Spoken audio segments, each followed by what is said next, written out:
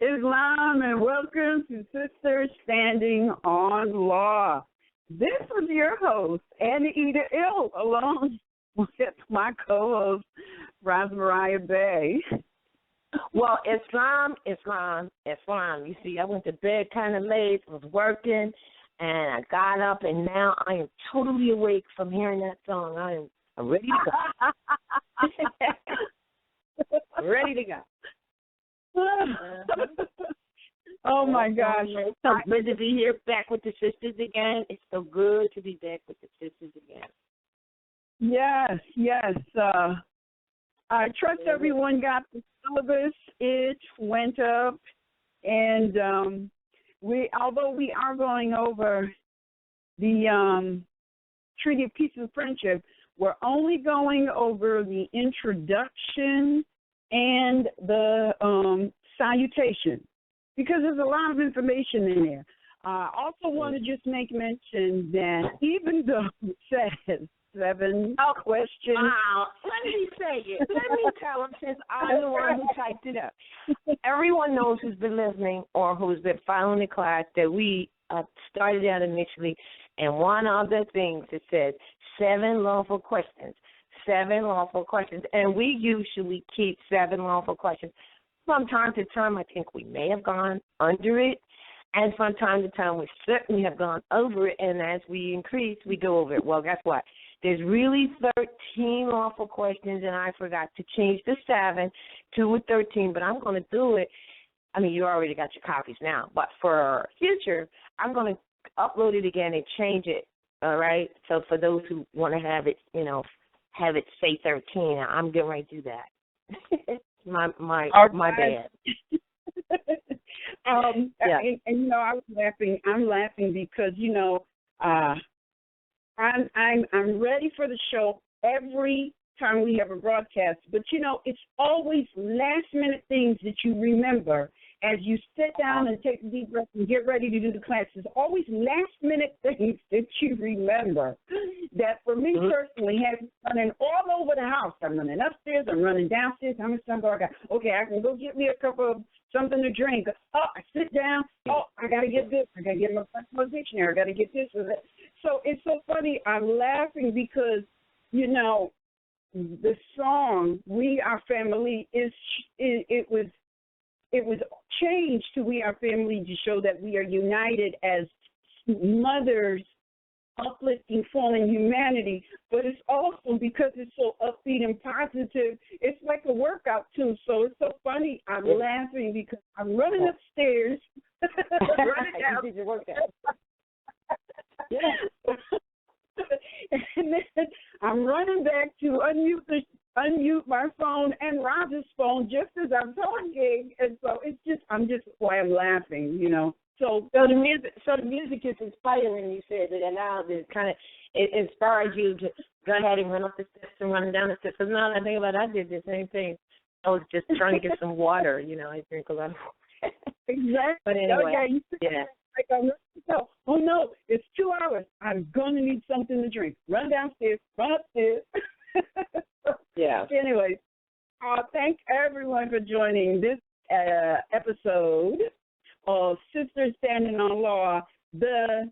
I want to send a big shout out to our internet listeners. The chat room is open, and also a big shout out to our callers, sisters. Once again, we're back at it, going over the Treaty of Peace and Friendship, 1786. For those of you who did not get the syllabus, you need to go to RV Bay Publications, the Sisters Standing on Law page, and at the top of the page, they can go right to the top. They don't have to go ferreting through. Yes. They can go right to the top where it says current syllabus, click it, and then take it right to them. Thank you. She didn't tell me about that, but I saw it, and it was a quick shortcut. Thank you very much. And I told you that when I did it. Yeah? No. Well, I email it to you anyway, so it doesn't matter. So you can take you right to the syllabus for today's class, as well as the Treaty of Peace and Friendship straight out of the congressional records, because I like to go straight to the congressional records, because if it's in there, then I mean, it's for real anyways, but when you get it out to the congressional record, there's no way that anybody can say, we don't know anything about it. Well, you don't know your own record? Here's right. That's the whole problem. This is in your records right here, page so-and-so. Go look it up. So, yeah.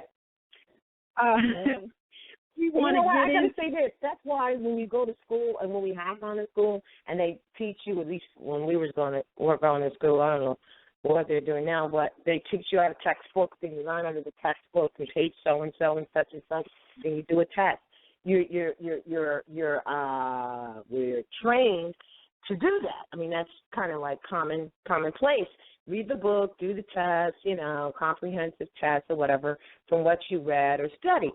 Well, when you look at it from the position that as Moors and as civilized people, right, and standing in one, understanding what's going on here, that reading this, like you said, well, when you read it out of the congressional records, when you see it there, page number and everything, we need to look at it like, oh, all right, so I read that, so I need to know that, and then you take, whatever test, if there is one on it, and it's the same difference. It's something about read it yourself. Even in all of this information, we can stand up and talk and tell and say.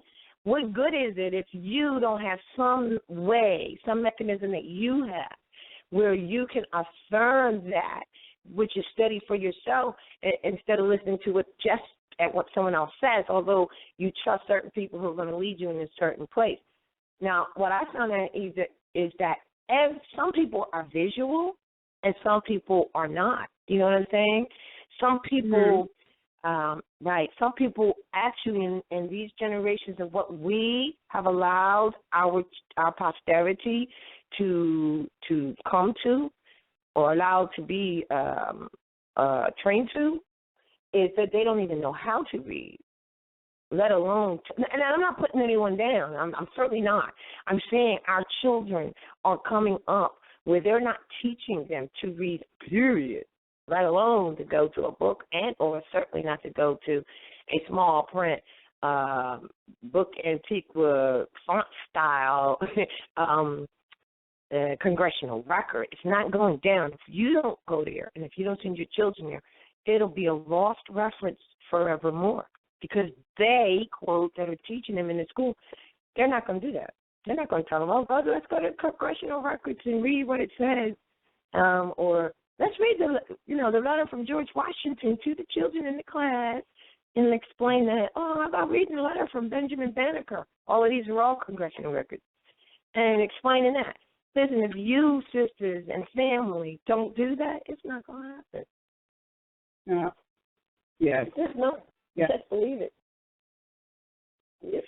That's why we do what we do, right? Yes, absolutely. Now, posterity. It is absolutely posterity.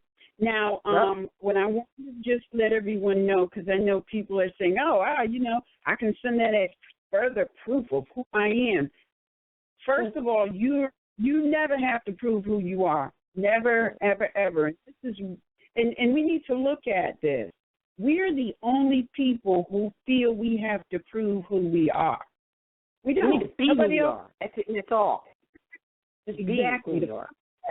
I came to teach you to be yourself. And that's what you need to do. You need to just be yourself, because when you're being yourself, then that being yourself is proof in itself of who you are. That's why the prophet always talks about talking in intelligent tone. Oh, wait, I got to say this. This is what it makes me think of, and I say this, I've said this before. You can only be, since we're talking about being who we are, right? And the prophet said, hey, listen, I came to teach you to be yourself. That's it. That's all. So since we know that they have hidden our history, our lineage, our heritage, don't want us to know who we are, which is why they get so upset when we speak the word more. This is why. But here's what it reminds me of, what you're saying here, Anna. It reminds me of this, and this is a fact. I don't care who you are, where you are. This is a fact that no one can escape. Nobody can escape this. You can only be what you know. Mm-hmm. That's it, that's all. That's right. And this is why we have to study so that we can know, and then we will behave as we know. Accordingly. Hey, sister, I mean, look, I'm sorry, but I'm still in the role, and then it will emanate from you. You ain't got to tell. You don't have to tell anybody. You are being it. It shines off of you. You see what I'm saying? Because if all you have to do, you can only be what you know. Then whatever it is who you are. Back to what you're saying. You don't have to prove anything to anybody. You just need to be. Exactly. Just need to be. Become a part of you. Yeah. Yeah. All right. So look, we're going to get started because we got quite a few pages to go through. It says 6, but it's really not 6, I don't think. But we're gonna whip through it because the best, the definitions. It's 5 actually. It's a total 5. of, well, it's 6, but the last page is oh gosh, where is it? Does it say 6 pages really? Well, yeah, it does. It says 6 pages. Actually, it is because it's 1, 2, 4. It's 5. Yes, it's really 5 because the 6 page is simply the questions. Yes. Yeah. Okay. And the actual treaty, and you know what? I'm gonna send out a different treaty with the cover page because this doesn't have the cover page or the title page because this comes out of a book, and it's always good when you're putting out documents like this to include the cover page. And I think the cover page is probably on the RV Bay publications, but just in case it's not, Roz, I'll have to send you an updated Treaty of Friendship with the title cover page so that, And I will change it. I will change the upload. Yeah. So right now it is pages, but it's going to be 7 when we include the cover page. Actually, it's not 6. It's going to be 4 if you print it on the front and the back. But if you print it on one side, it will be 7 pages when we add the cover page. But right now it's 6. So what we're going to do, let's get started. This is an analysis of the Treaty of Peace and Friendship, 1787. And we are joined once again to go on a journey of analysis. In addition to analyzing the American Constitution, 1791, we are now analyzing the Treaty of Peace and Friendship, 1787, between Morocco, which is America, Moroc, the Moors, and the United States of America, the modern Europeans. Now, you have to know that this has to be treated in order. Go ahead. I just got to say something before you read it. Go ahead. There has to be treaties in order for there to be interchange. Prior to the formation of the United States of America, what got the modern Europeans over here was the treaty between Morocco and Great Britain. But now you have modern Europeans who broke free, declared their independence from Great Britain, and styled themselves a new nation called the United States of America. And so in order for there to be any interchange, there has to first be a treaty of friendship, which is really all about commerce. So this document... Can you say that again? Can you break down that one more time, how that occurred, starting with the treaty that actually got them over here with Britain? Because a lot of people don't get that. They don't even get that. Right. See, where the treaty that enabled the modern Europeans to come over to this continent was between Morocco and Great Britain. The Moors of Great Britain, the modern Europeans came over here as slaves and indentured servants to work for the British Moors, the nobles, and in order for them to be able to come over, for the British Moors to come over here and engage in any type of commerce, there had to be a treaty to facilitate that interchange. That treaty is between Morocco and Great Britain. The modern Europeans Hold on. You're saying there had to be a treaty between Morocco, America, and to allow them to come here, because the first treaty allowed the British to even be here. Right. Okay, and they brought these Europeans with them as their Slavics and their workers, plantation workers.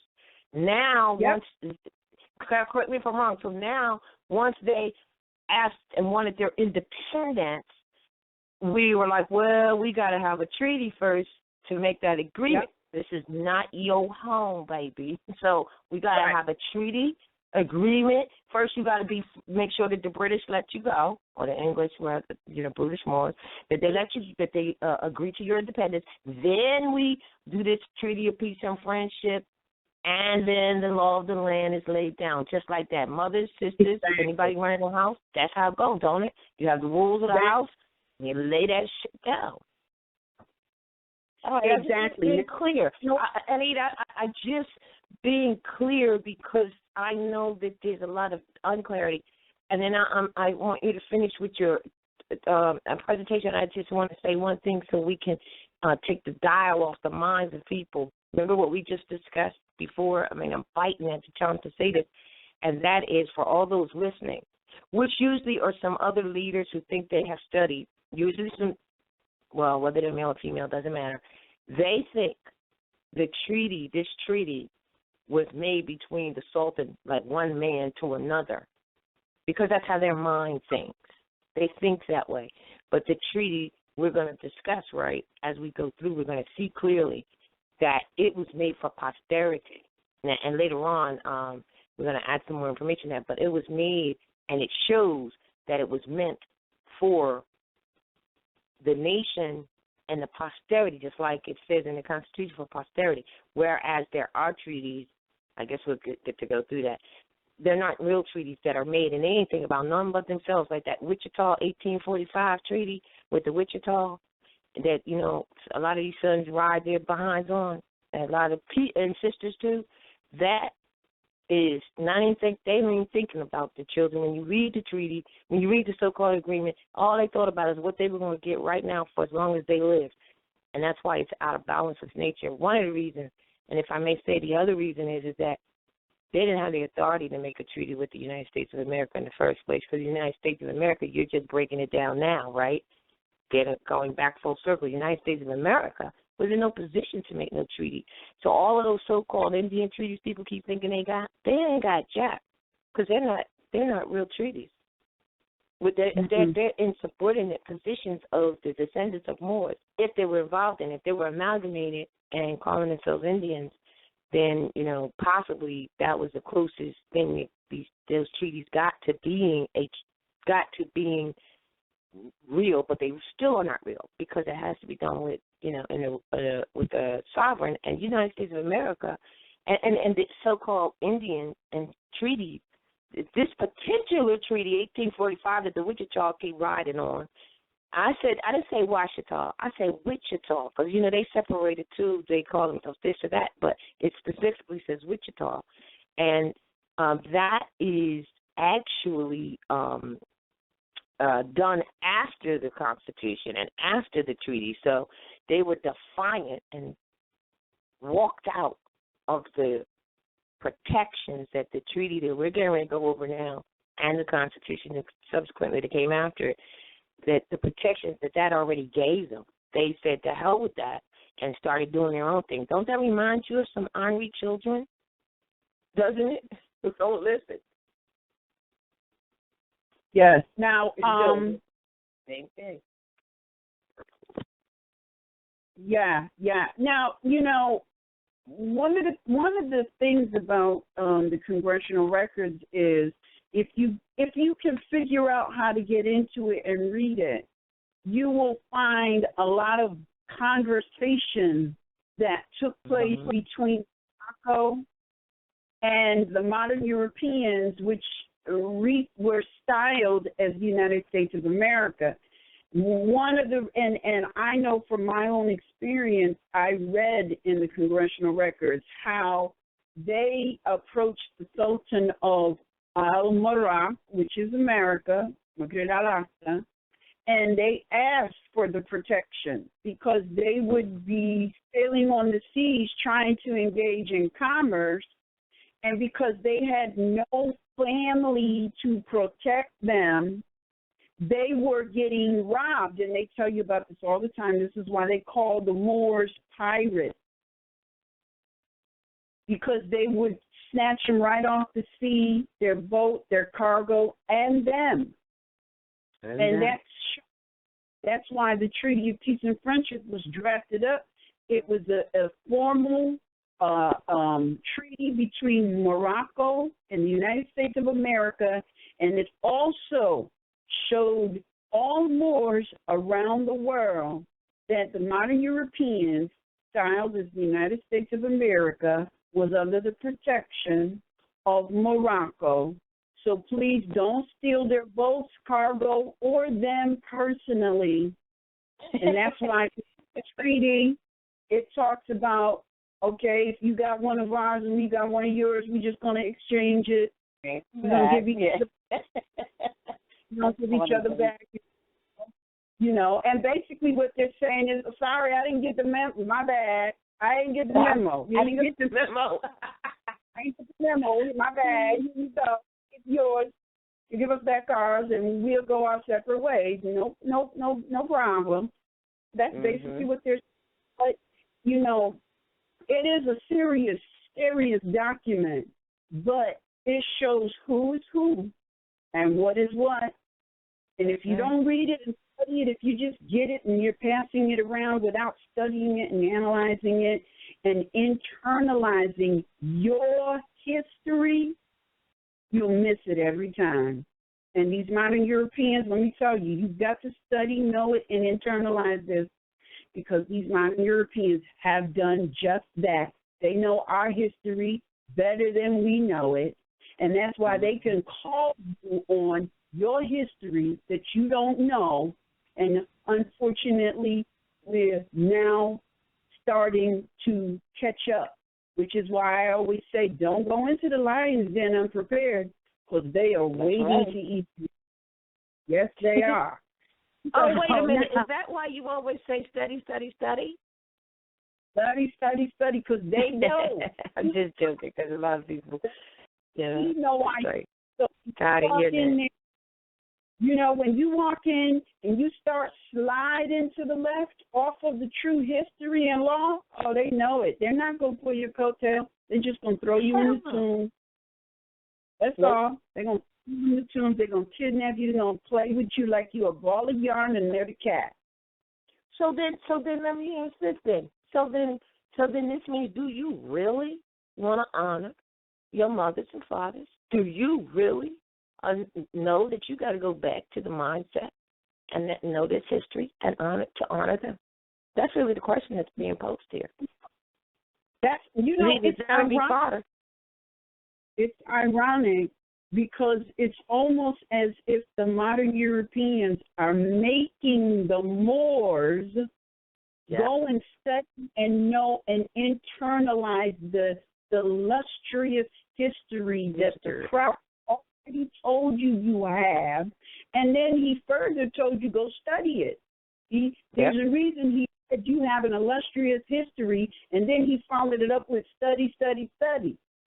Because if you don't know it, and you got modern Europeans who know it, they're going to know when playing games with your illustrious that they so desperately would want. Wow, that's really putting a real deal light on it. And I think that's why he said, you got to go back to the mindset of your ancient foremothers and forefathers. They're the mothers and fathers of civilization principles. This is why. But also, see what happens is, you'll listen to these Europeans. They love putting on a platform whatever history they have. Hell, they do that. And despite yours, and teach your children their history all day long. They are proud of the accomplishments that they have made only in a few hundred years, by the way, if you really look at the time frames or the cycle frames. They are very proud of them being able to be where they are. So they do it all the time. Like for instance, some of them, they're so angry, like they'll say, oh, and some of us, and we'll say, why y'all keep talking about Prophet Newell's Riley? He's a dead man. Well, number one, it's because you don't know what life and death really is, that there is no death. So that's why it's teaching religion, and his death shall be happy is the last stanza on chapter 23 in terms of teaching your children. But they'll talk about their so-called founding father, who they call him, George Washington, one of them anyway, right? He's dead. So for us to say things like that, what does it show? It shows that we really, really don't get it yet, and they know that. And this is where we are. Yeah. Civil confrontation. Yes. So this document is, in fact, a precursor to the American Constitution, 1791. And as our foremothers and forefathers have said, quote, to be solicitous about a treaty of commerce before peace is established is like being busy about furnishing a house before the foundation is laid. I love that. That's my favorite. That's the first line. There it is. John Adams letter. Tell them where that is in case they want to go read it. It's in the John Adams analysis letter. Yes. So you're still laughing because it's funny. That whole document is funny when you really read that document. You just said it so well. Just say that again. This is what our ancestors said to them when they were asking, hey, can we have a treaty of commerce? Because they wanted to be able to sell stuff as we did. But remember, Annie, you just said that we were knocking them off on the seas. Like, you can't travel. You can't do, any spice trade. Get your behind back down the other way. Because remember, they thought the world was flat. They weren't seafarers. They weren't at all knowing what they were doing. They were looking for independence and freedom. So, so what did we say to them? Like, excuse you? Just say that line one more time. It's just so, I'm telling you, this is a congressional record. This is real. This is what we really felt and said to them. And the whole document will have you laughing. If I can say, you'll have to look up words. Like it says this. It says it in a few places. It says, this is chimerical. Well, did you think I knew what chimerical meant? What did we do? We looked it up, and it means funny. They're telling them, you are to be glad. This is humorous for you to even ask us for a treaty of commerce. Say it again. And it means what?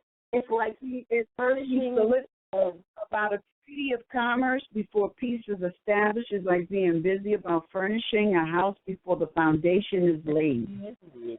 That's some heavy stuff, isn't it? Congressional record.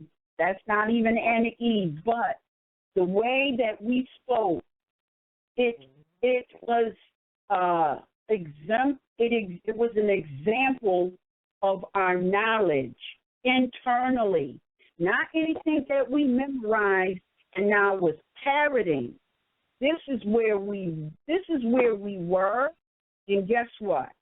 This is where we are now if we will just do the necessary studying, remember, and tap into the information that is already within you. If we would just do the necessary studying, we would speak and behave as eloquent as our ancestors, and by our verbal demonstration, it will be known. That's why the prophet said, hey, speak in an intelligent tone, because people will know you by the way you speak, and they will address you accordingly.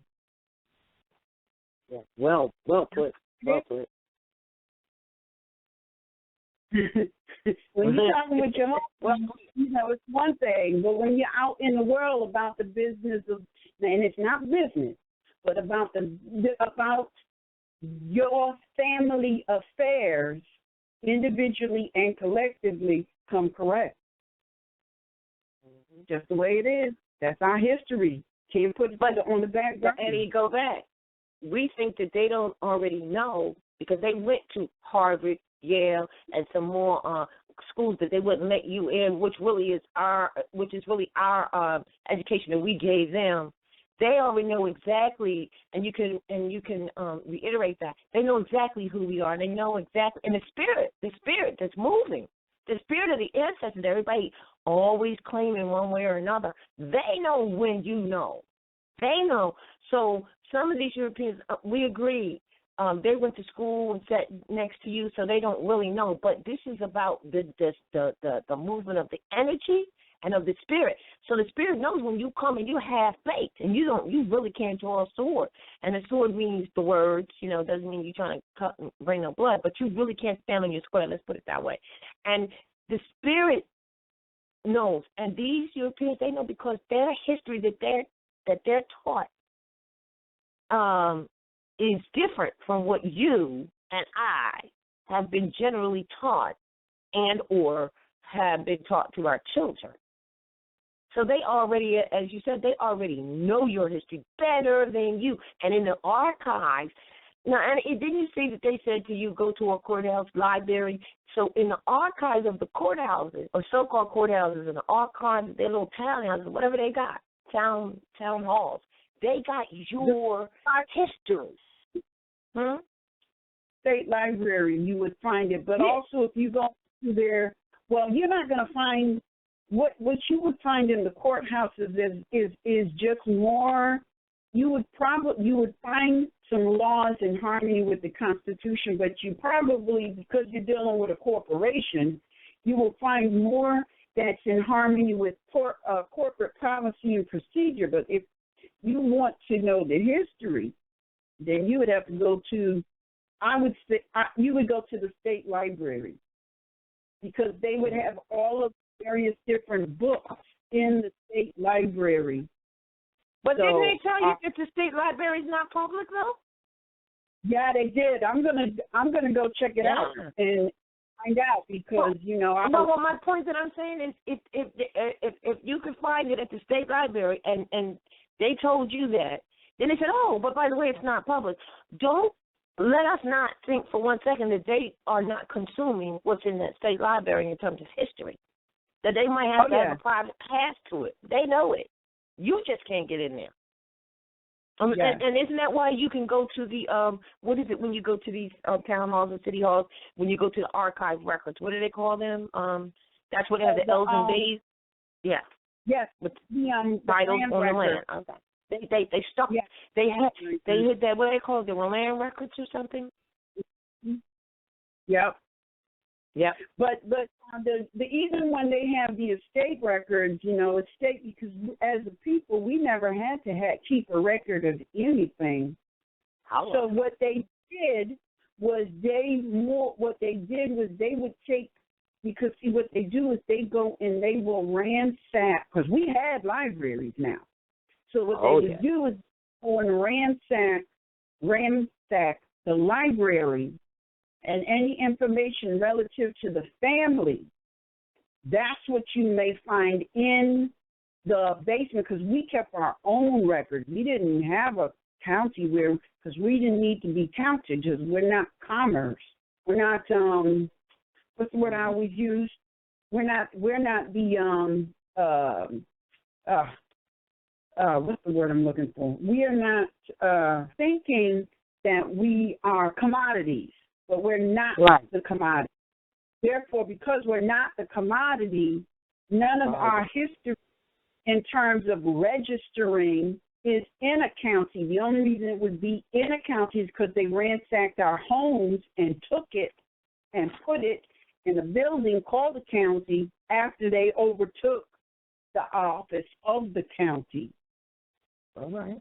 And a lot of started setting up county offices, but they didn't have the history as to, why is it a county? You see, and a lot of us, we don't get that. And people will say, the counties are Moors.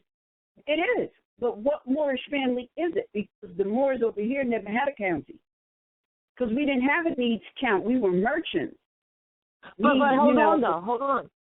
It wasn't really, quote, unquote, a county. It was a title called the count.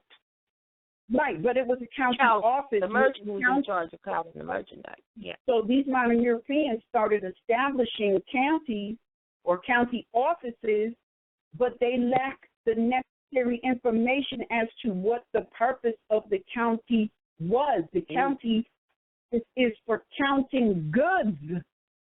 It's not a place. It's an office. But guess what? We lost that information too. This is why the prophet said, study, study, study, and study that illustrious history you have. But let's get into these definitions because we got 6 pages and limited time.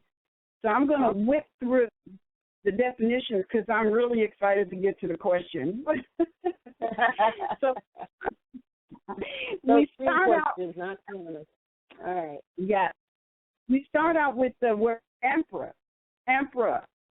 And by the way, these definitions all come out of the Black Law 4th edition dictionary.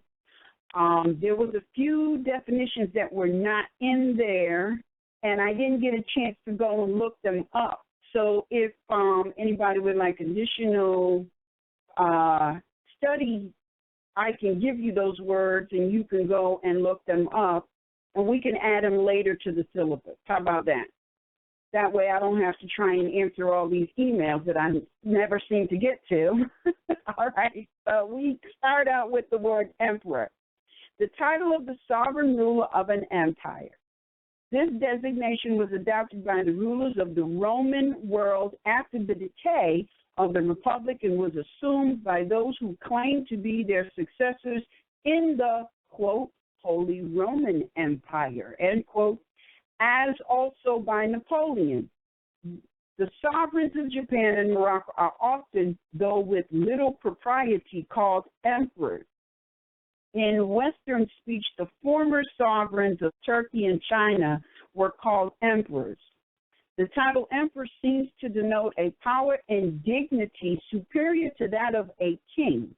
It appears to be the appropriate style of the executive head of a federal government constructed on the monarchical principle and comprising in its organization several distinct kingdoms or other quasi-sovereign states, as was the case with the German Empire from 1871 to 1918.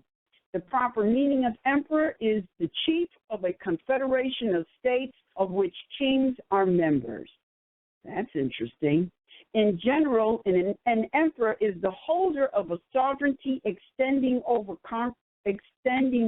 conquered or confederated peoples. A king is ruler of a single people. Thus, the King of England is Emperor of India.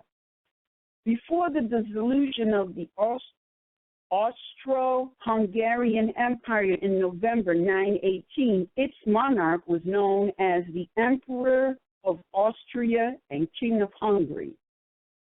That's quite interesting information. The next word is Congress.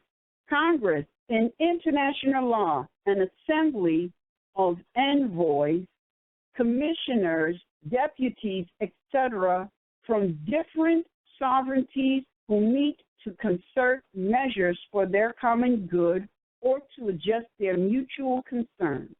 In American law, the Legislative Assembly of the United States, composed of the Senate and House of Representatives. Assemble. I looked up the word assemble, and I also saw assemblage. Assemblage. And I thought it was interesting, so I added it. A collection of persons. Also the act of coming together. Public address upon public ground. Then we have assemble. When applied to a machine, assemble means to collect or gather together the parts and place them in their proper relation to each other to constitute the machine. Then we have constitute, and I found constate, to establish, constitute, or ordain, constituting instrument of a corporation are its charter, organic law, or the grant of powers to it. The examples of the use of the term Greens-Bryce, Ultravirus, page 39. Then we have constituent, he who gives authority to another to act for him. Term is used as a correlative to attorney to denote one who constitutes another his agent or invests the other with authority to act for him. It is also used in the language of politics as a correlative to representative, the constituents of the legislator being those whom he represents and whose interests he is to care for in public affairs, usually the electors of his district. I added constituere, Latin, to appoint, constitute, establish, ordain, or undertake, used principally in ancient powers of attorney and now supplanted by the English word constitute. Also added constituimus, a Latin term signifying we constitute or appoint. Authorities, officers properly appointed under the Constitution for the government of the people. Constitutio, in the civil law, an imperial ordinance, decree, or constitution designated from lex senatus consultum and other kinds of law and having its effect from the sole will of the emperor. An establishment or settlement use of controversies settled by the parties without a trial. A sum paid according to agreement, an Old English law, an ordinance or statute, a provision of a statute. Then we have minister, ecclesiastical law, a person ordained according to the usage of some church or associated body of Christians for the preaching of the gospel and filling the pastoral office. Foreign minister, an ambassador, minister, or envoy, foreign government. International law, an officer appointed by the government of one nation as a mediator or arbitrator between two other nations who are engaged in a controversy with their consent, with a view to effecting an amicable adjustment of the dispute. A general name given to the diplomatic representatives sent by one state to another, including ambassadors, envoys, and residents. Practice.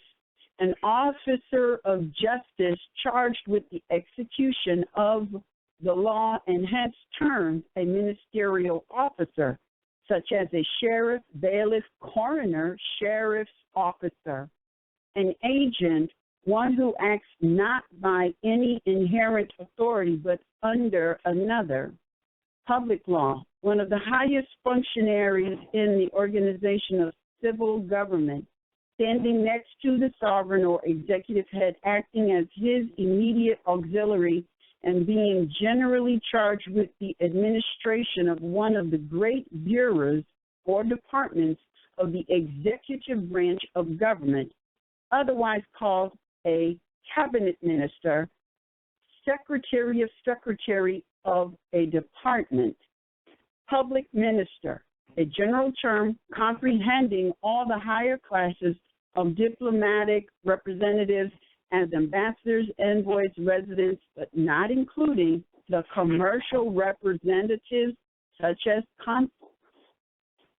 plenipotentiary, one who has full power to do a thing, a person fully commissioned to act for another, a term applied in international law to ministers and envoys of the second rank of public ministers.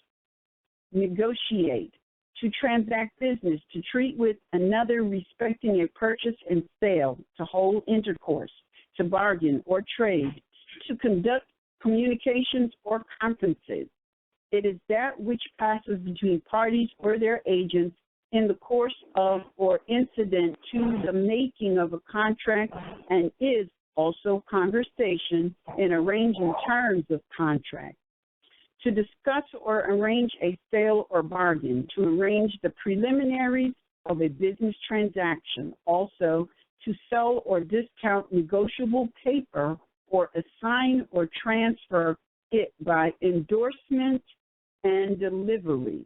To conclude by bargain, treaty, or agreement. An instrument is negotiated when transferred from one person to another, so as to constitute transferee holder thereof. Ambassador, in international law, a public officer clothed with high diplomatic powers commissioned by a sovereign prince or state to transact the international business of his government at the court of the county to which he is sent.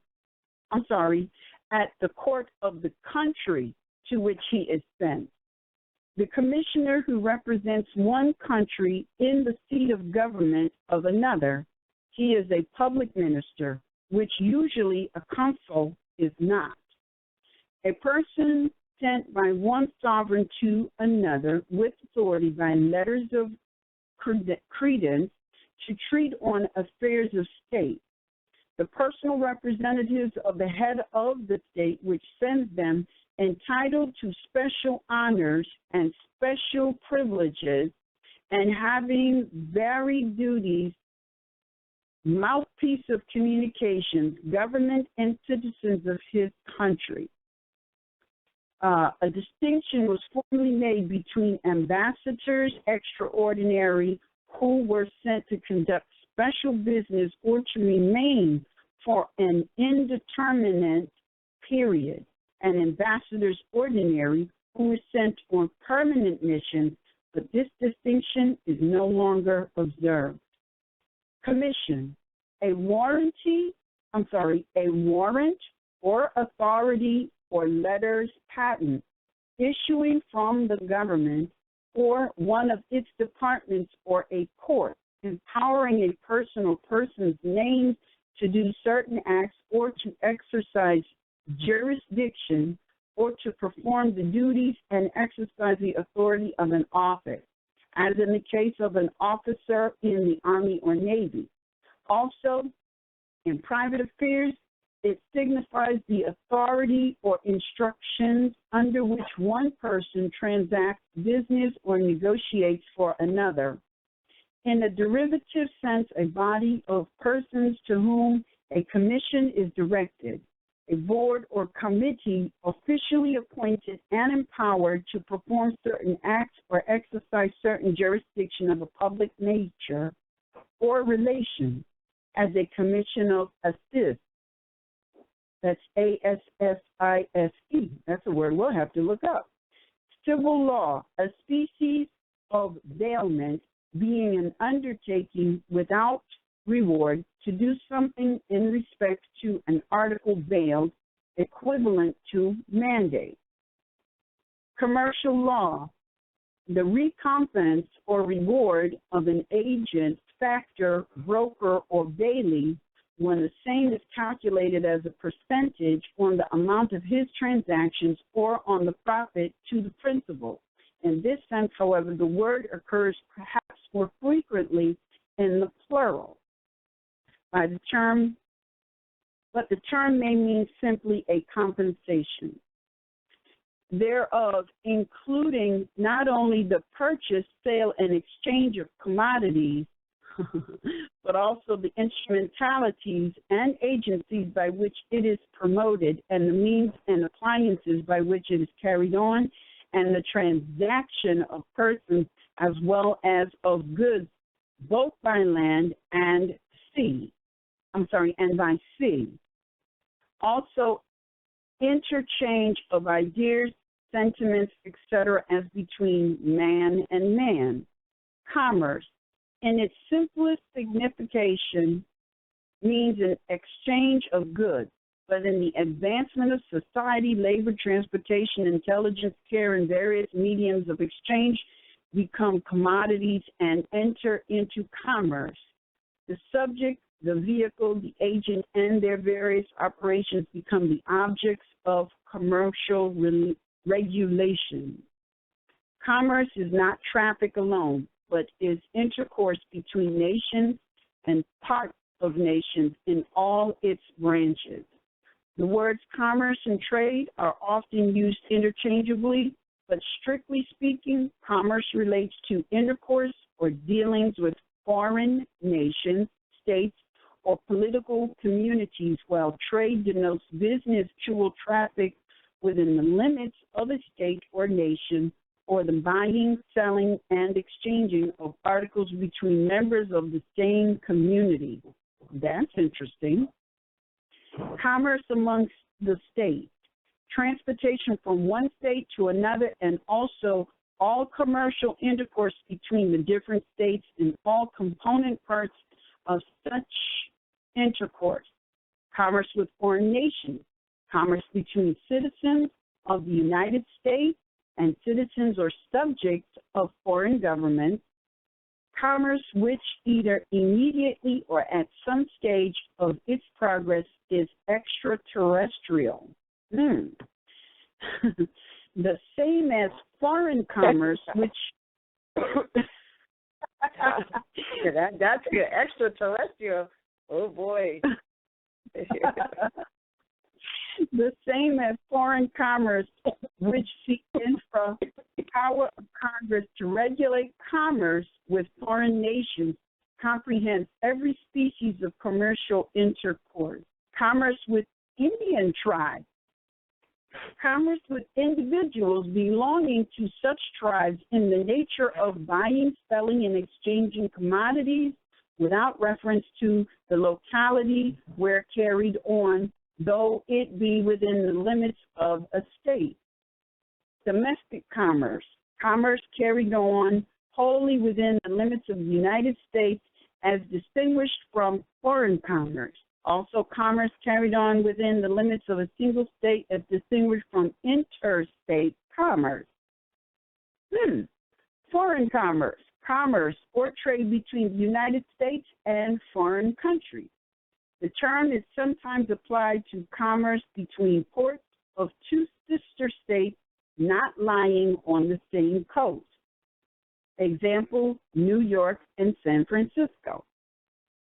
Internal commerce, such as is carried on between individuals within the same state or between different parts of the same state, now more commonly called intrastate commerce. Oh, that's interesting. Internal commerce is now called intrastate commerce. That's good to know. International commerce, commerce between states or nations entirely foreign to each other. Interstate commerce, such as is carried on between different states of the Union or between points lying in different states. See interstate commerce.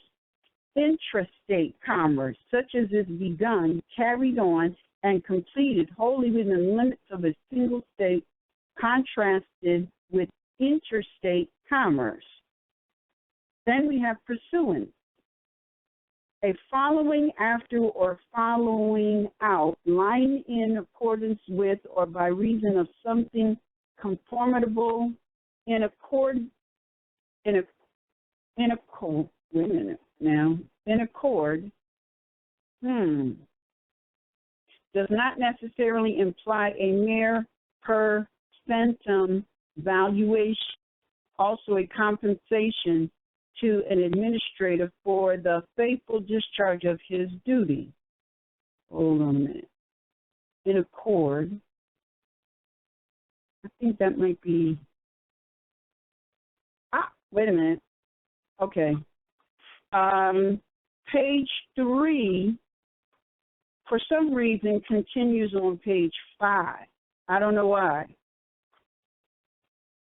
So where it says pursuance, a following after or following out, lying in accordance with or by reason of something conformable in accord, go down to page 5, accordance, agreeably conformable, a carrying out or with effect,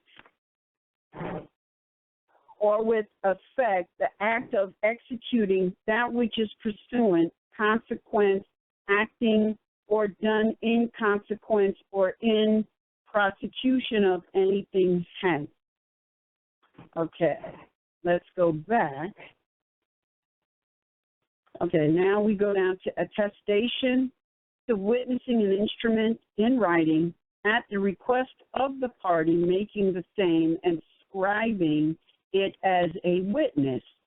The act of witnessing the execution of a paper and subscribing the name of the witness in testimony of such fact.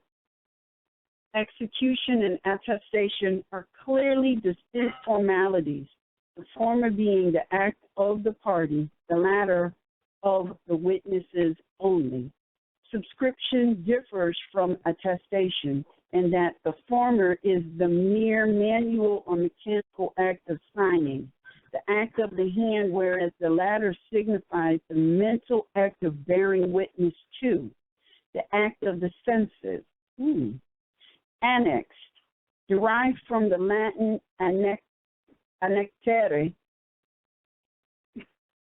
meaning to tie or bind to attach, and often specifically to subjoin in regards to annexation of city of Easton, of tract of land in Williamstown, North Hampshire County. To add to unite, the word expresses the idea of joining a smaller or subordinate thing with another larger or of higher importance.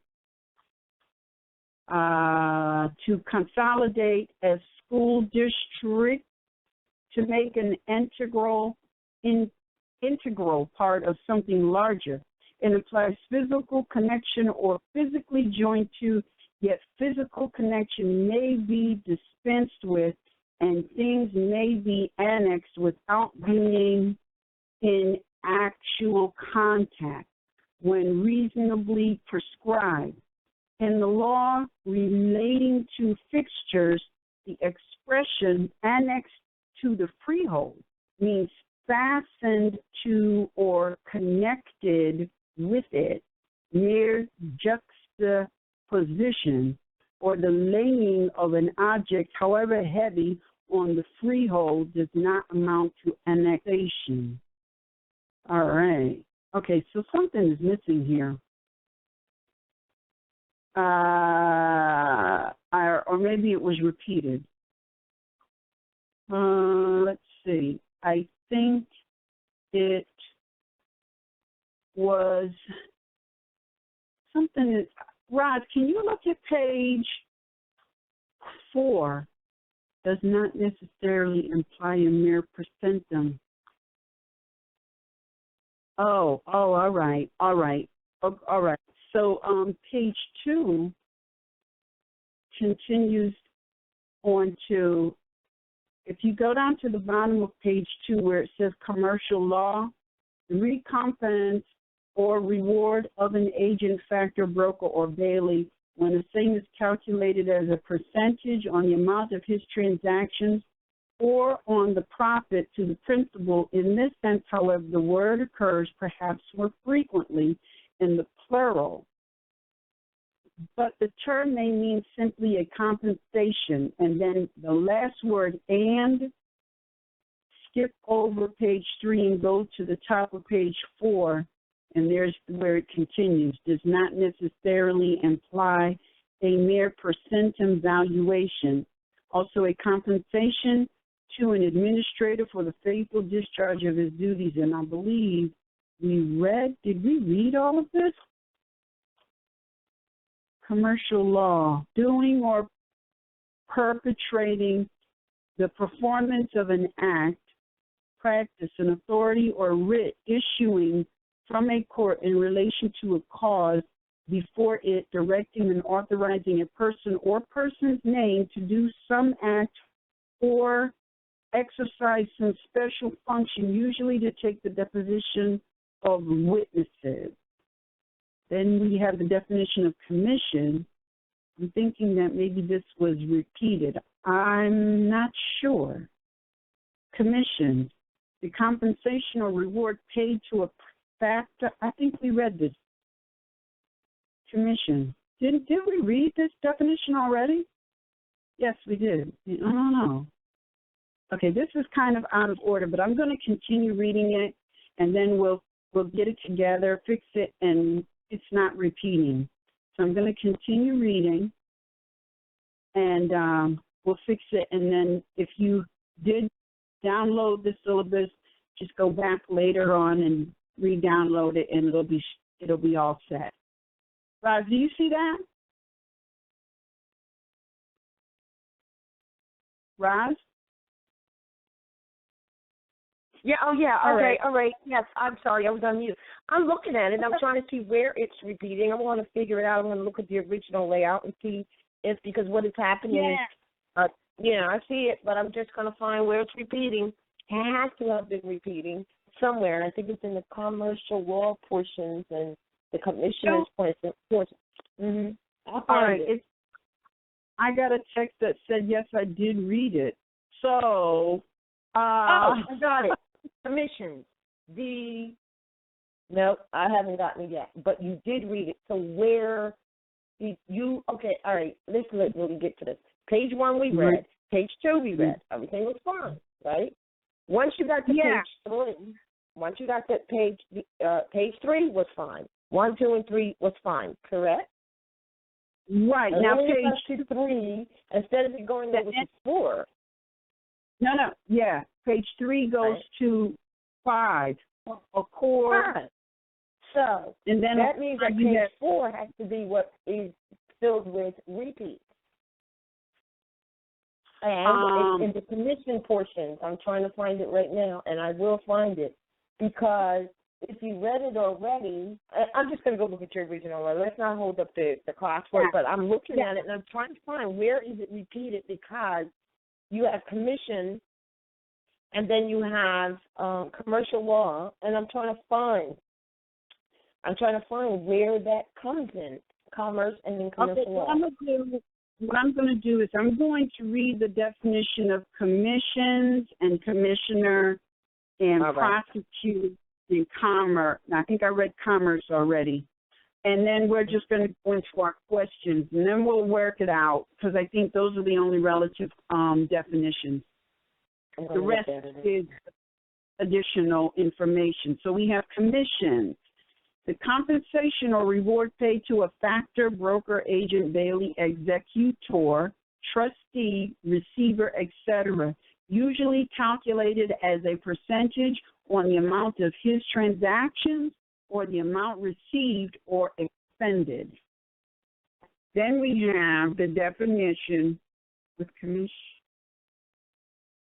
All right. Then we have commissioner, to whom a commission is directed by the government or a court. In the governmental system of the United States, this term denotes an officer who is charged with the administration of the laws relating to some particular subject matter or the management of some bureau or agency of the government, such as the commissioners of education, of patents, of pensions, of fisheries, of the General Land Office, of Indian Affairs, etc. In the state governmental system, also, and in England, or that would be Great Britain, the term is quite extensively used as a designation of various officers having a similar authority and similar duties. In the commission form of municipal government, the term is applied to any of the several officers constituting the commission. And then we have proposition, a single logical sentence, also an offer to do a thing, prosecute, to follow up, to carry on an action or other judicial proceeding, to proceed against a person criminally, to prosecute an action, and it's not merely to commence it, but includes following it to an ultimate conclusion. And then we have commerce, the exchange of goods, products, or property of any kind, intercourse by way of trade and traffic between different persons or states and the citizens or inhabitants. So those are our definitions. So with those definitions are very interesting. There was a few other definitions that I wasn't able to find. Let's see. And let me see. They were, let's see. I was looking for the definition of Morocco. And the reason I was looking for the definition of Morocco is because in some places I have read that the definition of Ethiopia means burnt-skinned people. So I was curious to know Morocco means. So that I didn't get a chance to find that definition. So that could be someone's independent study. And then also I was looking for the definition of amity. And surprisingly enough, that was not in the Black's Law Dictionary. So I wasn't able to include that. And I think there might have been one more. Nope, that was it. All right, so that was it. Just those two words. How about that? I wasn't able to find the definitions. Or actually, I had intended to go to my unabridged dictionary, 1940, but I didn't get the chance. I ran out of time. So what we're going to do now is we're going to get into our questions, which are most interesting and was most informative for me. I trust they will be informative for you. Now, what I'm going to say before we get started is we have someone with the call number of 562-686. Can you please press 1 on your telephone dial to come out of the queue? Caller 562-686. Please press 1 on your telephone. Great. All righty. Now, this is how the questions are handled. I'm going to ask the question, and if you have the answer, press 1 on your telephone dial, and you will go into the queue. Once the question is answered, and after you have once again been muted, press 1 to come out of the queue. And if you listen closely, you'll hear a voice that says unmuted or muted, so you'll know exactly where you are. So our first question is, who are the parties involved? Who are the parties involved?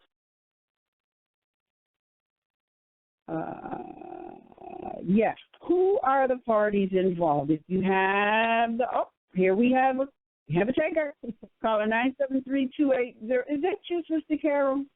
Greetings, Sister Anna, Sister Roz, Sister Love. I'm happy to hear you again. And Sister moving forward. Yes.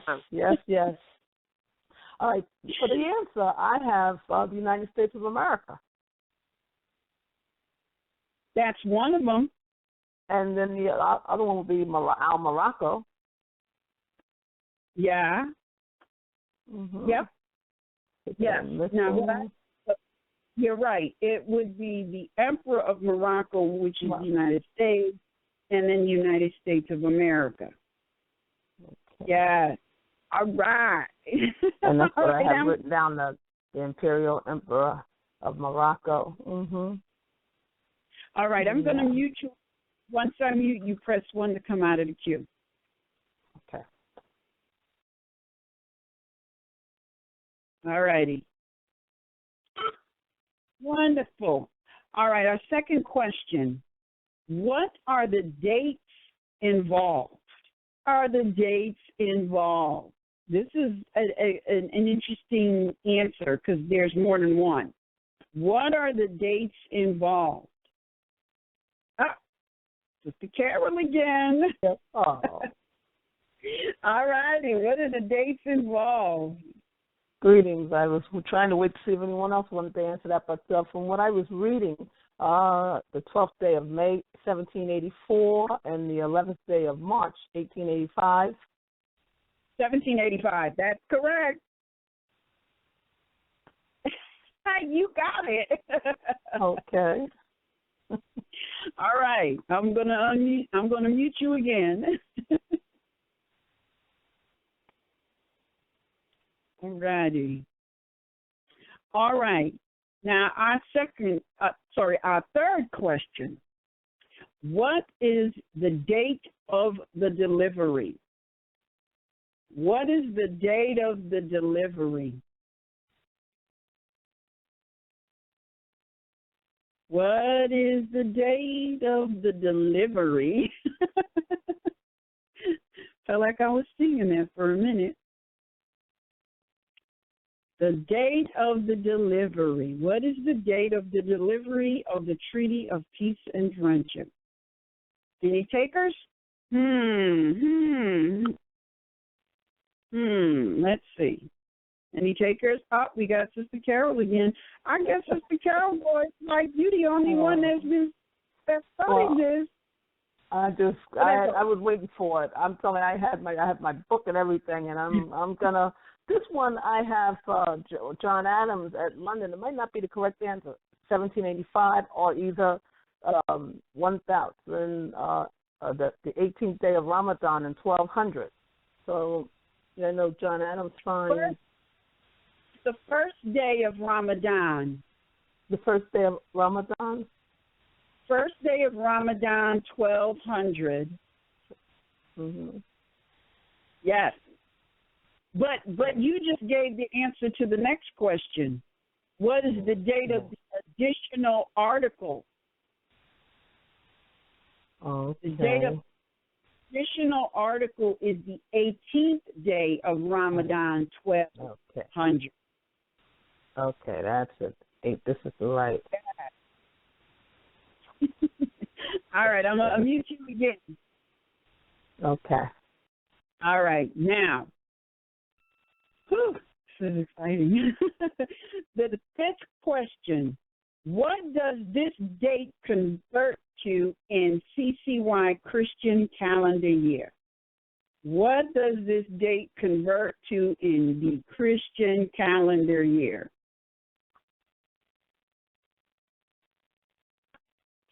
What year does 1200 convert? All right, Sister Carol, I might as well just leave you. I'm waiting to hear. The other two sisters that usually join us. I'm just waiting to hear from them. But I'm like, wow. That equates to calendar Christian year 1786. That is correct. That is absolutely correct. All right, I'm going to mute you again. And I'm going to wait for someone. All right, press one. Good. All right, question number 6. This is the most interesting question. How many years difference? That was supposed to be between the Moorish calendar, MC Moorish calendar year, and CCY Christian calendar year. How many years difference? Anybody? How many years difference between the Christian calendar and the Moorish calendar? How many years difference is the Moorish calendar to the Christian calendar year? Oh, all right. Wait now. We got a new one. Somebody new on the line. Call it 310-406. Islam, are you Mother. There? Yes, I am. Islam? Yes, hello.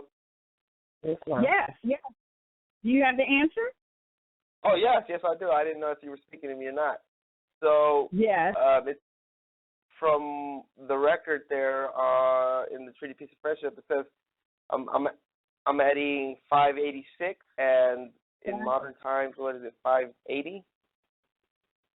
Well, it's 586. The difference between the two dates, 1217, is 586. You are absolutely correct. Can I make a comment here, though? Because we usually round off everything to 580 because we did the math on this a few years ago. You have to take into consideration. That's why people say, well, it's a couple years here, give or take, but you can round it down to 580. I think we rounded it down to 582 or 83, and that's why we rounded it off to 580 because it took a couple of years from the time that it was established by the time that it got signed, as you could see, got signed, sent here and signed, 1 year, another year. It took like 3 years for it to even come back full circle. So we add the 3 years off of the 586, and we brought it down to 583. And then it just got rounded off to the 580-year difference. So a lot of people... Wasn't there a case on that as well, or some convention that made a certain year into a certain year in regards to the Moorish calendar? What made a certain year into a certain year is you're looking at it. It's written down. This is what's so powerful about, when we tell people, well, it's really, 1435 MCY or 1436 MCY or whatever, we add 580, not 586, not 583, just round it off because we know from the analysis. All you have to do, brother, if you look at that document, it clearly speaks for itself. The Sultan signed it in 1 year. They signed it, same document, same document, and 1200. There's no brainiac situation that has to be, or no convention one needs to look for to figure that out. It's only cycles, really not time. There's different calendars. So they're simply, unequivocally, using a different calendar that we call the Gregorian calendar. Now, when you look at that, you have to know where there's a fine-tuning as to when they say the Magna Carta of 1200, they're really only talking the same period. About 17, yes. Right. 86. So, you have to respect ancient, ancient principles. So, if you're going to go with these modern... It's not respecting it. It's a matter of this document. It's in the records. Clearly, the Sultan signed based on the calendar year in which they were working from. Clearly, the plenipotentiary, they signed based on the year they were working from. But they added 580, and because of this adding the 580 or 83, 86, however, because of it, it throws us now who are educated by their system and time and cycle and calendar, right, instead of looking at, it throws us off. So this is why the power of this treaty says there's nothing to be thrown off about. It's real, very, very clear. Apparently, clearly, unequivocally, unanswerably, it's clear that there were two separate calendars being used at the time. And because of that, we can at least go by the difference where this particular treaty is concerned. It clearly gives us a mark to go by. And then we did a little further study because at a glance you're going to say 586, but we went down and said, okay, but it took 3 years to sign it, so, we can really pinpoint this down to like 583 years ago, and we rounded it off to 580. Not we, but most people have done that. That's why we say. Right. So will that, in any sense, will that, hopefully I'm not, veering off too far, but wouldn't that, if we were to put, how usually in our documents we usually put, like for this year, 2015, or I'm sorry, 2016, we'll use 1435. That's why you see it. Yes, sir. But make sure you put, when you use that, what is it? Right. So my question is, if we're using this treaty, right, in order to, if we're using the treaty in order to, to hold our ground, why are we using a date that's off by six years? All right, listen to me. This law is it's specific. Clear. Okay, listen. I hear you. It's clear that when the Sultan signed this agreement, he didn't use another date. It's like right in front of our faces. The reason we use it, and I'm going to suggest that you do the same, is that, and this is why you see us will say 1435 MCY. 1436 MCY, now that we just turned, right? Then we'll say 2016 CCY. You are showing the distinction. Now, people may think, well, why are you doing that? Because you are bringing together this understanding, because most people, including your brethren, including some of them, do not know about the fact that it's simple. Go back into the study, look at the treaty. You'll see that clearly they didn't sit there like we're doing right now, and the question you're asking, which is a great question, they didn't sit there and say, well, we're going to use 1787 because that's what they're using. No, we're going to use, what calendar we're on. So we need to start doing things, but I'm telling you to use both in that you would qualify it. And, so there won't be any confusion, of course. It wouldn't be confusion because just put 1436 MCY, 2016 CCY, and then let people ask you why later. It sounds crazy to those who don't know. It sounds like some new thing. But if we would start doing that, because that Treaty of Peace and Friendship essentially is showing you that. Listen, they sat down at the same time, and they use a different calendar. So it's no big deal. But if you send something to someone today and you put the MCY without qualifying it, they would be all confused.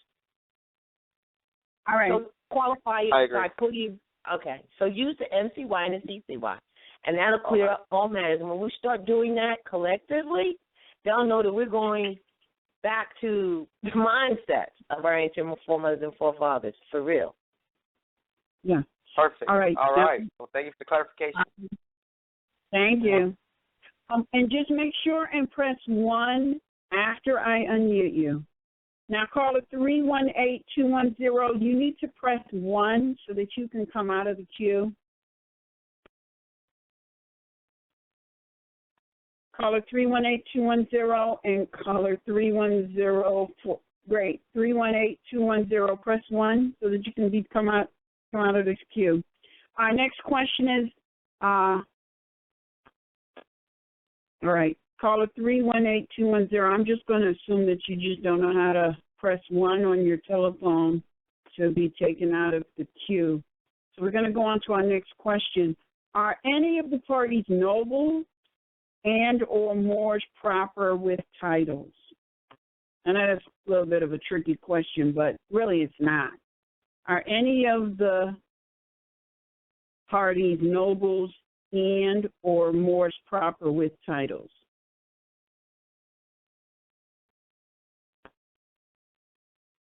Anyone?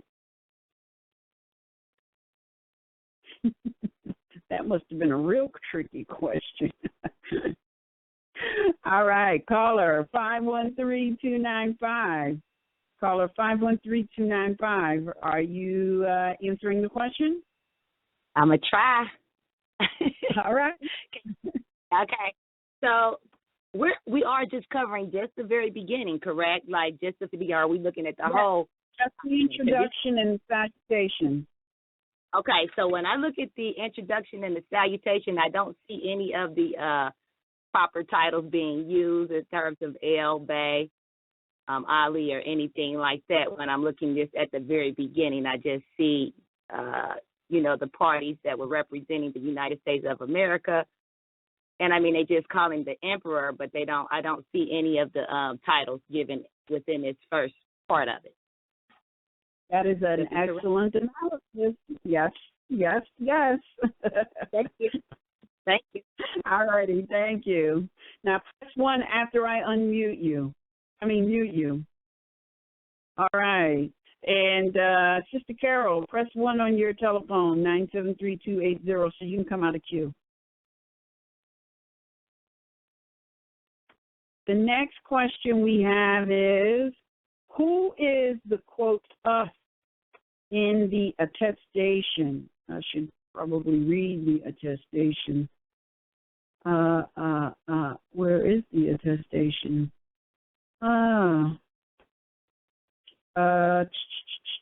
I guess I should have highlighted it so I can find it quickly. Who is the us in the attestation? Where's the attestation?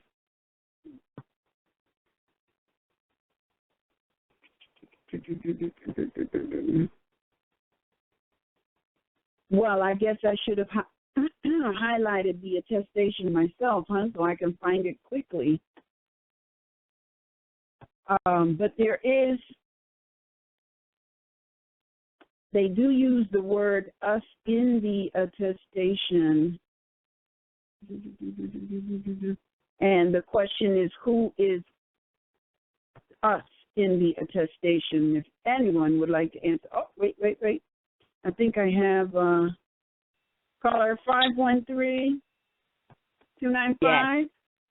Yes, ma'am. All right. It's me. Okay, so it's actually where it says, in the name of Almighty God, and then it says, this is a treaty of friendship established between us and the United States of America, us being the Morocs. Yes, thank you. Where is that? I can't find it. Where is it? It's right after the very, it'll say, in the name of Almighty God, and if I'm not mistaken, because I'm looking at a different one, it might say seal, and then right after that it'll say, this is a treaty of peace and friendship established between us. So I'm looking at this one where it's like on yellow. So I see 3 paragraphs. It's like the third paragraph. I remember seeing that, but I can't see it on my copy right now. Oh, shoot. But you know what? I don't want to hold it up. I'll look for it and find it later. All right. Thank you so much for that one. Press 1 so you can come out of queue. All right. And caller 2. All right. Sister Carol, can you press 1 so you can come out of queue? All righty. Now, this question, number 9, is a bit tricky. Who are the signatories for the United States of America? Who are the signatories for the United States of America? All right, Sister Carol. Islam, you're up. Islam. Yeah, I just want to tell you, because the sister was just that answered the correct question. She was right, and it's right above what you're looking for. Is right above Article 1, just before Article 1 would start on the paper that I download. But the signatures would be that would have been John Adams and the other one named Thomas. I got them all written down. Okay, that would have been John Adams and who was the other one? Thomas Jefferson and Barclay. And Barclay, yes. Thomas Barclay. Yes. Barclay, yeah. Yes. All right. All right, I'm going to mute you again and press 1. All righty. Press 1, Sister Carol. All right, the next question. Now, this is a bit. Oh no, this is a bit easy. Who was missing for the United States of America? Who was missing for the United States of America? All right, 513-294. Is that you, Sister? Elitra, yes. If I'm not mistaken, it's Benjamin Franklin. Yes, it is. All righty.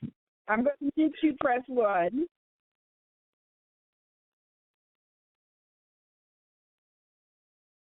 All right. The next question. This is a bit tricky, but it's really not. Who are the signatories for Morocco? Who are the signatories for Morocco? Anyone? The signatories for Morocco. Here we go. Sister Carol. I'm going to try to pronounce it. Taha bin Abdelkar. Yeah. Spanish. And the magistrate, the emperor. He didn't sign it. No. Okay. Mm-hmm. Okay. Tahir Ben Abdelkar, Spanish, and then that part of it. There was another one, right? Yeah. There was another one. The appellation looks almost the same, but it was finished. This is the same one with the last name, with the last appellation, Finish, right? But Sidi Haji Tahir Finish may also be Tahir Ben Abdelkar Finish. But there's it is someone other than him. Well, he would have been wouldn't Isaac Cardoza? He was the translator, wasn't he? He wouldn't have been the one that signed. Okay, all right. The other one. All right, I'm gonna give it to you because I'm so interested to get to the next question. The other signatory for Morocco is Isaac Cardoza Nunez. Oh, okay. I said that, but I thought he was the translator. That's why. Okay. Yep. And I have it here, but I wasn't sure because I thought he was the one that did the interpretation of the treaty, since it was in. He signed it too. Okay. Good. Well, I missed that one. Now I know. Okay. All right. Everybody, press 1 to come out of the queue, and our next question is quite easy. Well, it might not be. Where was the document signed by Tahir Ben Abdelkar Finish? Where was it signed by Tahir? Where was the document signed by Tahir?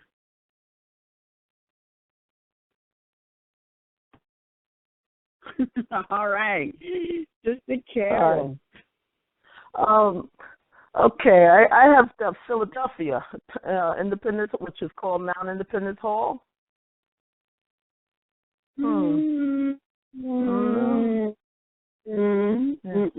why I have a question mark by that. All right. Let me go look, because I believe it says it in here where it was signed by Tahir. Pennsylvania State House is now called Independence Hall.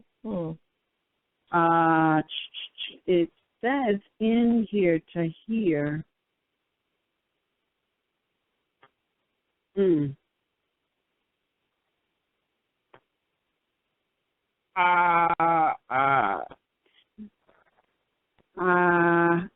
Made at.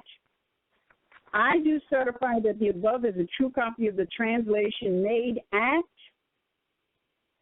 Morocco. Okay. So somebody else had a question, had an answer. Oh, but you know what? Okay. I mute you, and everyone else press 1. Right. And then the next question, caller 619-807. Unless you're ready to answer the next question, you might want to press 1 to come out of the queue. 619-807. Press 1 to come out of the queue. The next question, where were the documents signed by the United States of America and when? That's a big one. All right, callers 619-807. Are you pressing 1 to answer the question? Caller 619-807. No. All right. Wait. Caller 678-612. Are you answering the question? I had a little bowl like this, about this big. 13, 12. Oh, I got the right answer. Morocco field. Did your ex-wife know how to make it? Number 12. I had 12. All right. I got the Morocco. This is correct. Yes. Okay. You know what? I believe I gave that answer for 12, and I'm looking at my notes here, and I did have the right one. I have Morocco for 12 still right. But Philadelphia on the day of September 17th, 1787 at Pennsylvania State House, it's now called Independence Hall. Where does it say that? In the United States of America? For the United States. Wait a minute. Which question are you answering? I'm answering, isn't that number 13? Where did the document signed by the United States of America? Isn't that 13? Oh, Yeah, it is. It is. But it's according to what was written on the Treaty of Peace and Friendship. Friendship. Okay. So it's okay Where then. was it signed by the United States of America and when? Is a few. It's kind of a lengthy answer, and it's a bit tricky. Okay, then. Ooh. Yeah, okay. I'm going to have to look at that one again. Okay, so it's,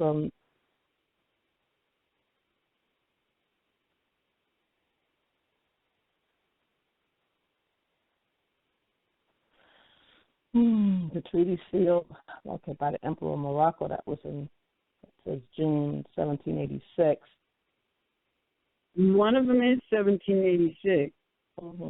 And then there's additional articles signed and sealed on behalf of Morocco, July 5th, 1786. No, this is not when were the documents signed by Morocco. This is when were the documents signed by the United States of America.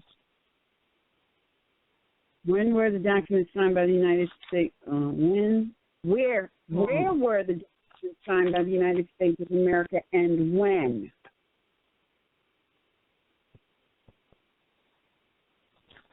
Right. Okay, I'm gonna just sit back and wait for someone else to answer that one because. All righty. Okay. All right. Let's see. I'm not sure if. Oh, Sister Carol, press 1 to come out of the queue. I'm not sure. Caller 310-406. Are you answering the question? Oh, I missed. Yeah, I came up with two dates for John Adams and Thomas Barclay. John Adams was 1787 and Thomas Jefferson was 1787. And they were both signed in London and in Paris. I'm not sure if I said that already. All right. But there's two dates.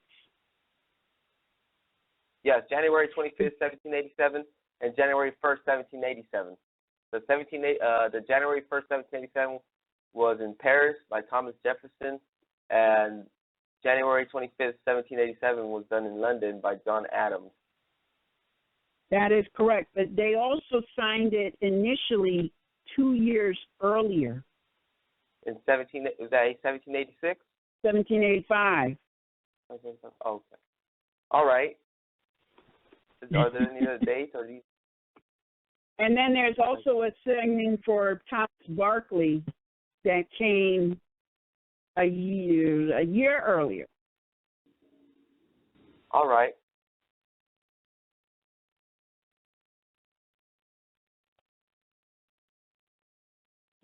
Hey, let me mute you and take another caller.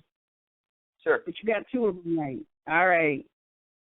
All right. Next caller, 513-295. I think is. Oh, wait a minute. Who's 513-295? This is Elitra. Oh, Elitra. All right. All right.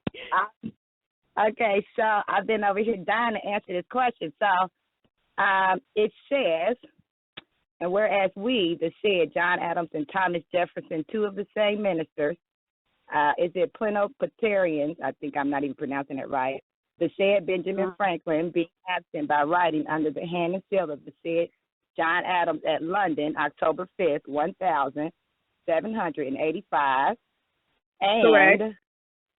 Of the said Thomas Jefferson at Paris, October the 11th of the same year, did appoint Thomas Barclay agent in the business after said giving him the powers therein, so on and so forth. The answer? That's correct. All right. Thank you. That's correct. And then there was one more, Thomas Barclay. The Thomas Barclay, it said that in there, in terms of Thomas Barclay, let me see, did I read past him? I may have. It says did appoint, but it just says that on. It says that Thomas Jefferson at Paris, October the 11th of the same year, appointed Thomas Barclay. But it didn't say this. And Thomas Barclay, in pursuance thereof, It says Bath arranged articles for a treaty of amity and commerce between the United States of America and His Majesty. And it does, and that's it. I don't see a date in there in terms of that for him either. At the end, I didn't even see it at the end of the document either for Thomas Parks Literacy. It's I'll give it to you because you and the brother got most of it right. Thomas Barclay at Morocco, the 28th of June, 1786. I should have highlighted it, but I don't have my highlighted, marked up copy. But that's the answer. Okay. All right. I'll take a look at it a little bit more and see if I can find it. You said, what was that date again? June 28th, 1785? It's Thomas Barclay at Morocco, the 28th of June, 1786. Oh, 86. Okay. Okay. All right. I'll take a look at it. Thank you. All righty. Press 1 to come out of queue, and I'm going to read the discussion question. In 1786 and 1787 proper, where was and is Morocco, London, and Paris? Now, what I'm going to do is everybody who wants to answer the question, because this is a discussion question, press 1 on your telephone dial, and I'm going to unmute whoever would like to participate in the discussion.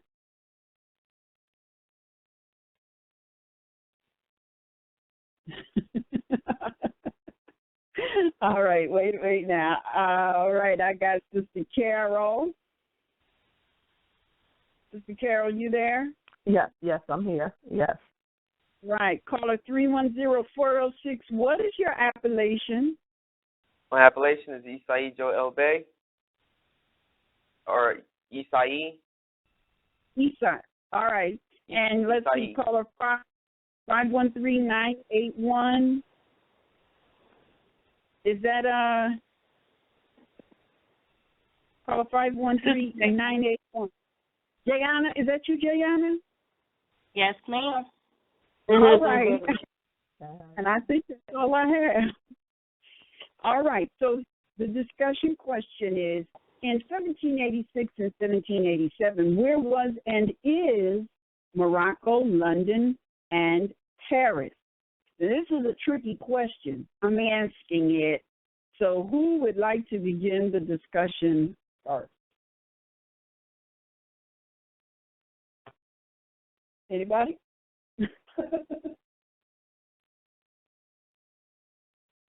I'll be listening in. All right.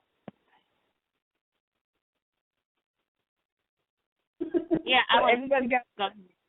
So Morocco, I mean, this is just me guessing. Morocco would be, of course, what we call North America or Northwestern Maxim. Yes. Paris and London is actually in Morocco, which is Northwest Maxim. I did look up Paris a long time ago. It's a treaty, but if I'm not mistaken, it's the Midwest. It's in the Midwest, what they call Paris today, somewhere in the Midwest. But I do not have my notes with me right now. I do not remember. It was like a couple years ago. All right. But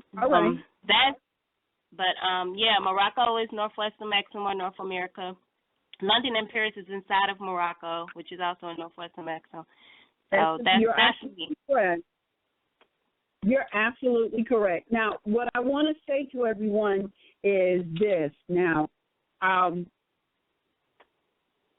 this particular discussion question is very interesting. I'm sorry, I missed two people, 513-295 and 814-327. Oh, wait a minute. And Carol, Sister Carol, did you get bumped? Did you drop? I dropped. I had to call back in, yes. All right. So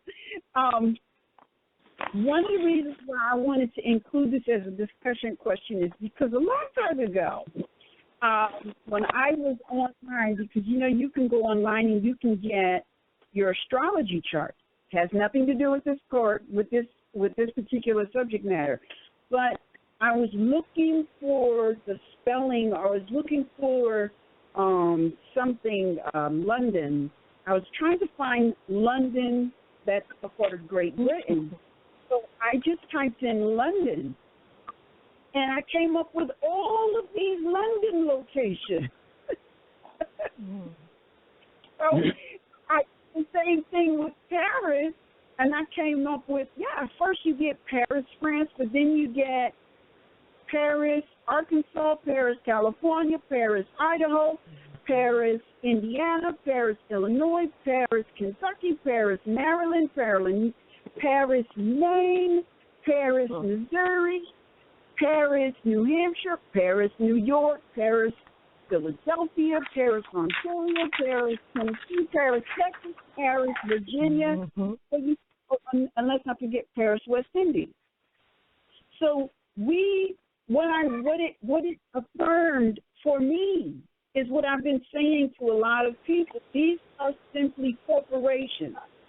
For example, if everybody, wherever they are, was to go outside their door, chances are you can find a McDonald's corporation. We can also go to Japan, find a McDonald's, Great Britain, find a McDonald's, Paris, and find a McDonald's. But because you're finding these McDonald's in these different locations doesn't make those locations McDonald's. Mm-hmm. So I just had to throw that in there as a question because it was just really amazing. And if you want to check it out for yourself, go to like astro.cafeastrology.com, click on the birth chart, and then go down where it says to put in just the city, put in Paris, put in London, and what was the other one? Paris. Put in Paris and London. I never put in Morocco, but I'm going to try it. Put in Paris, put in London, and see what you come up with. You will be absolutely amazed. So that kind of sort of our broadcast. Rob, do you want to add anything? Right now, while we have everybody on this group discussion question, that kind of became a short group discussion. But it was good. It was a good one. Yeah, absolutely. On an exotic map, isn't Morocco in Chicago? Yep. Paris in Texas, and London in Oregon? Yep. See, Chicago is a county, but there is a Paris in Illinois, which is where Chicago is. Mm-hmm. So looking at that exotic map, I see it for Morocco. Mm-hmm. Yeah, but like who was it? Sister Anitra or Jayana, I don't remember who gave the answer. They're all inside Morocco. Right. Mm-hmm. Right. So correct. Which is why, it was a trick question, but she tricked me with the answer because when she said it, I was like, you're absolutely correct. Yeah. That was the... Guys, are you there? Yes, I am. Can you hear me? Oh, I can hear you now. Mm-hmm. Oh, okay. All right. Yes, I'm here. I'm feeling 100 on this, but very interesting information shared regarding all of this. People don't think, like you said, it's all Morocco. Like I was telling you earlier, I found this email where they said that Obama admits that he was born in Morocco. I said, well, yeah, he was. This is the Moroccan Empire. But that doesn't make him Moroccan. You remember we were talking about that earlier, Annie, and we were saying it doesn't matter where he was born. It matters what his mother was. Exactly. And it's a big task. It's a big task for the people because they actually think they have a quote-unquote black president. And all it is the energy testing to see if we really understand the ways of our more forward-moving forefathers and nature. Yeah. But anyway. Yeah. Mm-hmm. Hey, I wanted to add a comment. This is Sister Jayana. Earlier, you were talking about the definition for Morocco, and I did look it up in the Unabridged Webster 1828 dictionary, and I got two definitions. One is actually out of the definition of Moor, and then one is the actual definition of Morocco. But the interesting definition was the Moor definition, and it said any of the native of the town northern coast of Africa, which we already know. North America, North Africa is the ancient name for the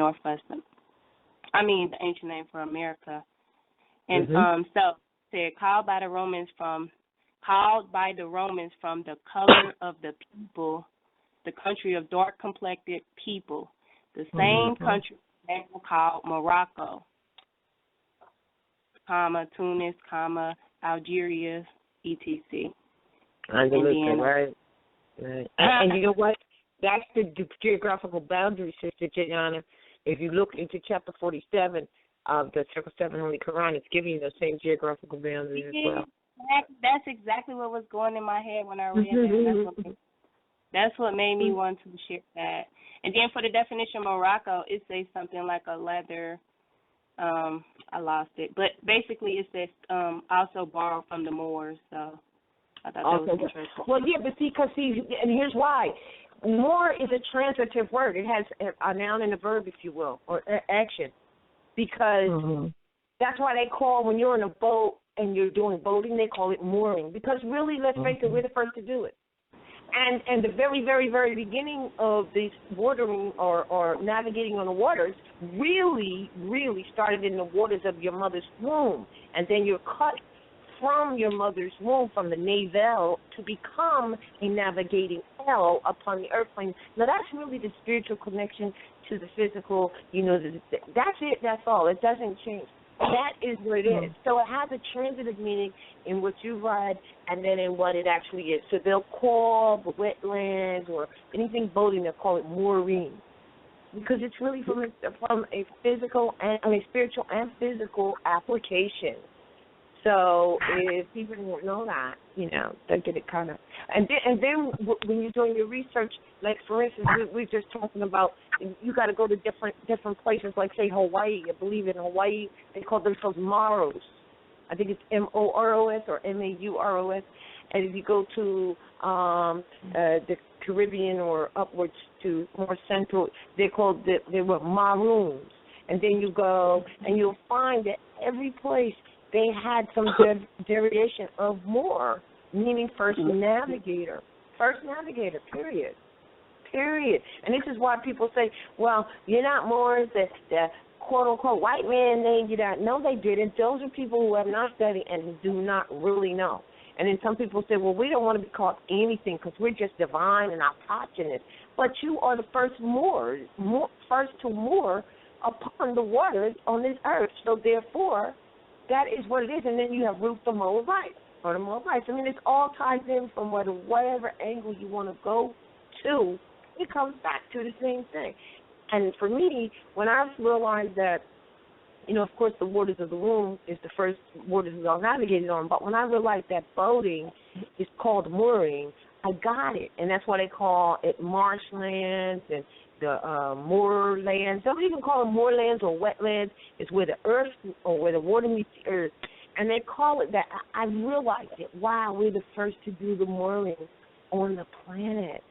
Wow, this makes sense to me now.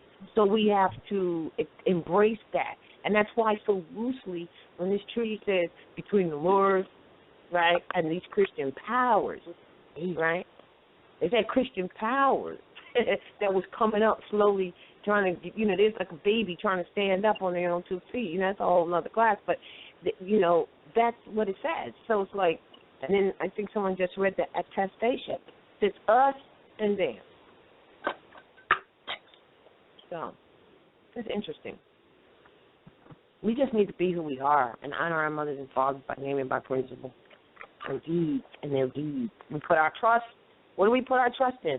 The deeds formed by our ancient foremothers and forefathers. And when we say deeds, we don't mean a deed like a murder deed. We mean actions, entities, such as what we're discussing right now.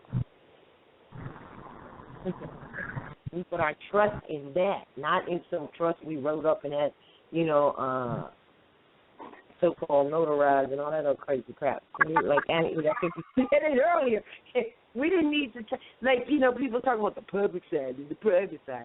You said earlier that we didn't go to no county and do jack. We didn't have to tell them. We didn't do none of that. And we need to go back to that because that didn't not just because it didn't exist. Like some people say, well, that's the way it is now. No, it's not. That's the way they made it to be, to steer you down a road called put you under our jurisdiction, which is, by the way, Christian intolerable.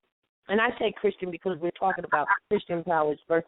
Right. I don't mean your religious choice of being Christ-like, but that's all they're doing. That's all they can ever do. And so this is why we say, listen, you cannot be, and the prophet said it, give back Christianity to them. You cannot be that. You are who you are by your honor of your mothers and fathers. And so this illustrious history, and we hit on it at the beginning, this is part of it. This treaty, you have some people out there, some sons especially, I don't know why it's them, but then there's sisters who follow after them because the sisters, or any person, be it a son or a female, who just don't think for themselves and study. And we said it earlier, and it needs to be brought home right now. This treaty was not just between a man, a sultan, because I've heard it all, seen it all, who just decided to make a treaty. This treaty is for any more, which means it attaches itself to the posterity, meaning you listening right now, if you're claiming your ancestral bloodline, if you are Islam. It's not selfish. It's not a selfish treaty. It's not a selfish treaty like you'll find I'm going to bring it home again because I love bringing home the truth. We need to hear it and be real about it. Just like the Wichita, so-called Wichita nation that I ain't never seen a woman speak on because where is she? And not where is she. That's not even a question. The Wichita Nation, that treaty, if you read it, it's about as selfish as one side. They don't even look after family. And while we're on that subject matter, sisters, that's another thing. You'll have people out here as well that says, I'm from the Wichita, I'm from the Wachita, I'm from the Yamasee, I'm from the Damasee, whatever the hell they say. But they never include their family who may have a different family appellation. They're like, I'm from the Yamasee. I'm from the Wichita. I'm from the Wachita. I'm from the whatever. And unless you're in this club, I'm not looking out for you, my brethren, more. They do things where it's like only thinking of themselves. And this treaty, again, shows that it was thinking of posterity. We, Moors, us. It's anymore. Anymore. They didn't say us in any kind. They didn't say, only the Moors with the Wichita, family appellation. Only the Moors with the Yamasee family appellation. Only the Moors with the, whatever. It didn't say that. It says anymore. Period. Regardless. So, we even in this consciousness we think we're in now, this is what we do. It's not family. It's not. It's like selfishness. It's like only if you're part of my group. Even with those who recognize family appellations, they don't recognize their family. They'll recognize, like we said, the Yamasee, the Lenape, the Wichita, the Wachita, the Dugamundi, whatever it is. And then that's it. Snotty, snorty, like this us. You got to join us. And that's bullshit. We're all family. And so we got to get to that point to realize that we are all Moors. We are Moors, mighty, mighty Moors. Everywhere we go, people want to know who we are and where we came from. Because that's it. So we need to know ourselves. I'm not sure if we're still on the same question. If not, I was searching online and I put it on the search engine. I put it how many Londons were there in 1786, and it took me to a page where it says that is an article courtesy of Thomas Jefferson Encyclopedia, and it said London, and it says Thomas Jefferson's only visit to London, the largest city in the Western world at the time, lasted from March the 12th to April 26th, 1786.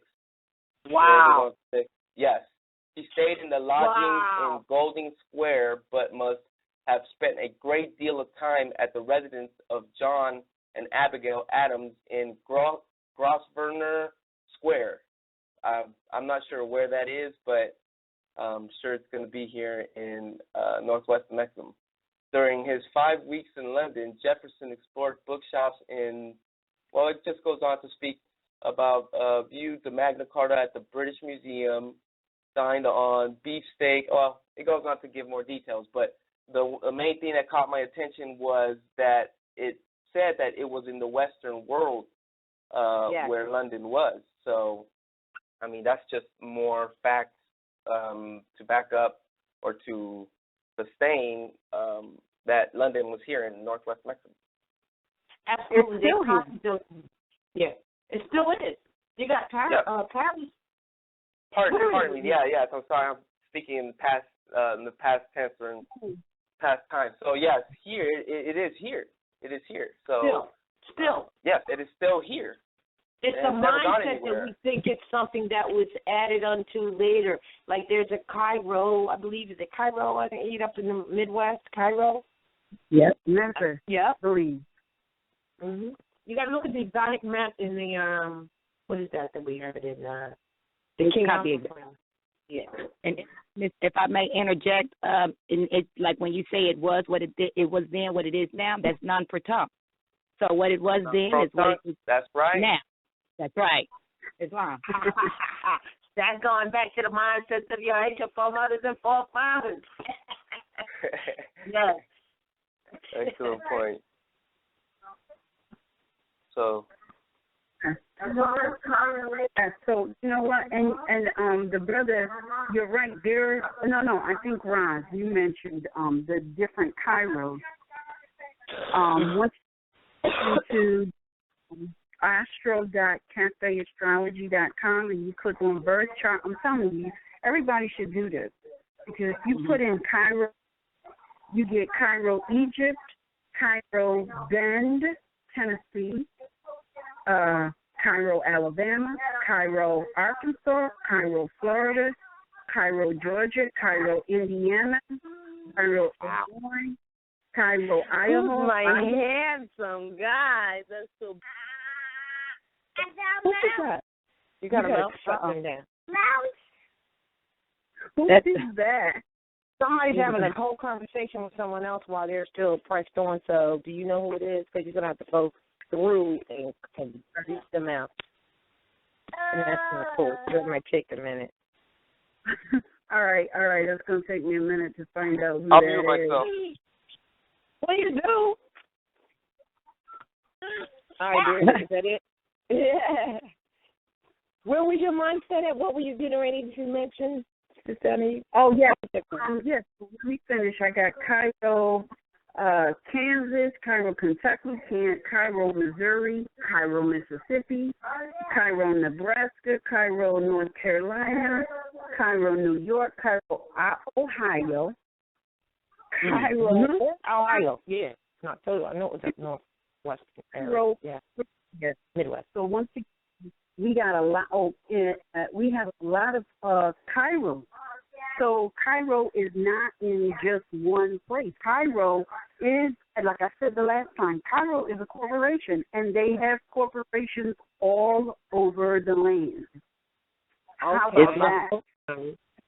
Islam. I mean, Cairo originally wasn't a corporation. They incorporated Cairo, and they reach out all over the land. That's what you're saying. They incorporated. They use that terminology and incorporated it. Yes. They incorporated them really, just as they did with the United States of America. The United States of America is a construct. But then in 1971, they created the United States of America Corporation. But they spell it the same. So people will look at it and say, oh, that's the United States. Or they will say the acronym, they will see the acronym USA, and they will think, oh, that's the same thing. No, it's not. Just because you see something absolutely doesn't mean it is the same thing. That's why as a Moor, you never, ever, ever, ever use initials. Ever use. This is why, yeah. Well, can we also say that, to bring it even closer to the time now and home, it's the same thing as in 1870 when they went bankrupt or were dissolved after we walked out in Senadia, done. They came back up. So what you have, this is a fine-tunedness that you must keep with you. You have, let's say, New Jersey State Republic, right? Well, guess what? That letter that you just got in the mail does not say from New Jersey State Republic. It literally says from the state of New Jersey.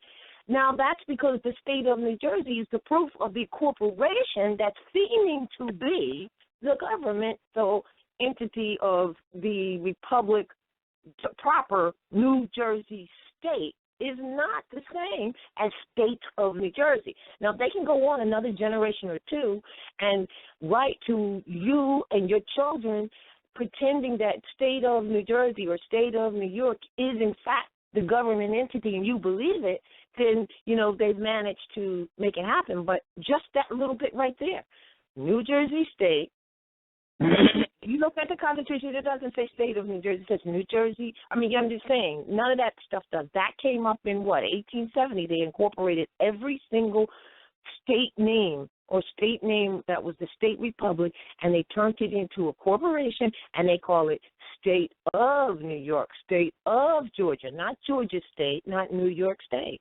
not New Jersey State, not New Jersey State, the republic, all of them are republic, but state of New Jersey. So these people writing to you are foreigners, and they are imposters, for real, pretending to be what they are not. This is happening. That's a very good proof to this day of that, of how they just incorporated things. Yes. Hello, this is Alitra. I apologize, Islam. I don't mean to interrupt, but I wanted to kind of also say that what the brother did when he did a internet search on how many Londons there were. Also, if you go on Ancestry.com, one day I was just going on Ancestry.com, and I just put in Bay, B-E-Y, and L. That was really, really some interesting stuff that I got back. And some of the things that I noticed to say, if it was back in 1800s, it would say first place, Egypt. It would say Egypt. And so that definitely made me look more into the exotic map. And I know that when I would speak, this is Sister E, the teacher, when I was learning this, and I would consult with Sister Jayana, who gave me, kind of helped me understand just certain things, because I just, that's in the South. That's what they would consider Georgia. And I'm like, okay, or whatever, at that time, if I would give her, what they would call you, that's what. So that really started making a lot of sense to me, and I could correlate it, and that's when I found this exotic map, and then I could put it together. I'm like, oh. So even if you look on Ancestry.com, just the appellation or the title Bay and L, you'll see a lot. Day, all of that D-E-Y, you'll see a lot of our people. And then you'll see how they went from being like in Egypt, and then it'll show like some of them start being what they call naturalized. So you can actually also see some of that with those records as well. And that's interesting too when you talk about that, because like some people when they go through some of these processes, wrong or right as they may be, and they say, well, I don't know what country to put.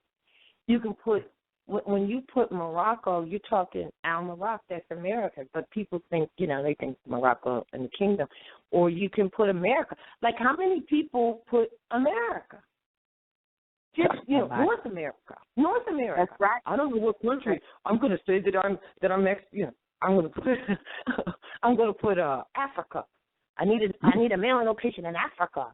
You're in Northwest Africa, by the way, as a contemporary time. But why not say North America?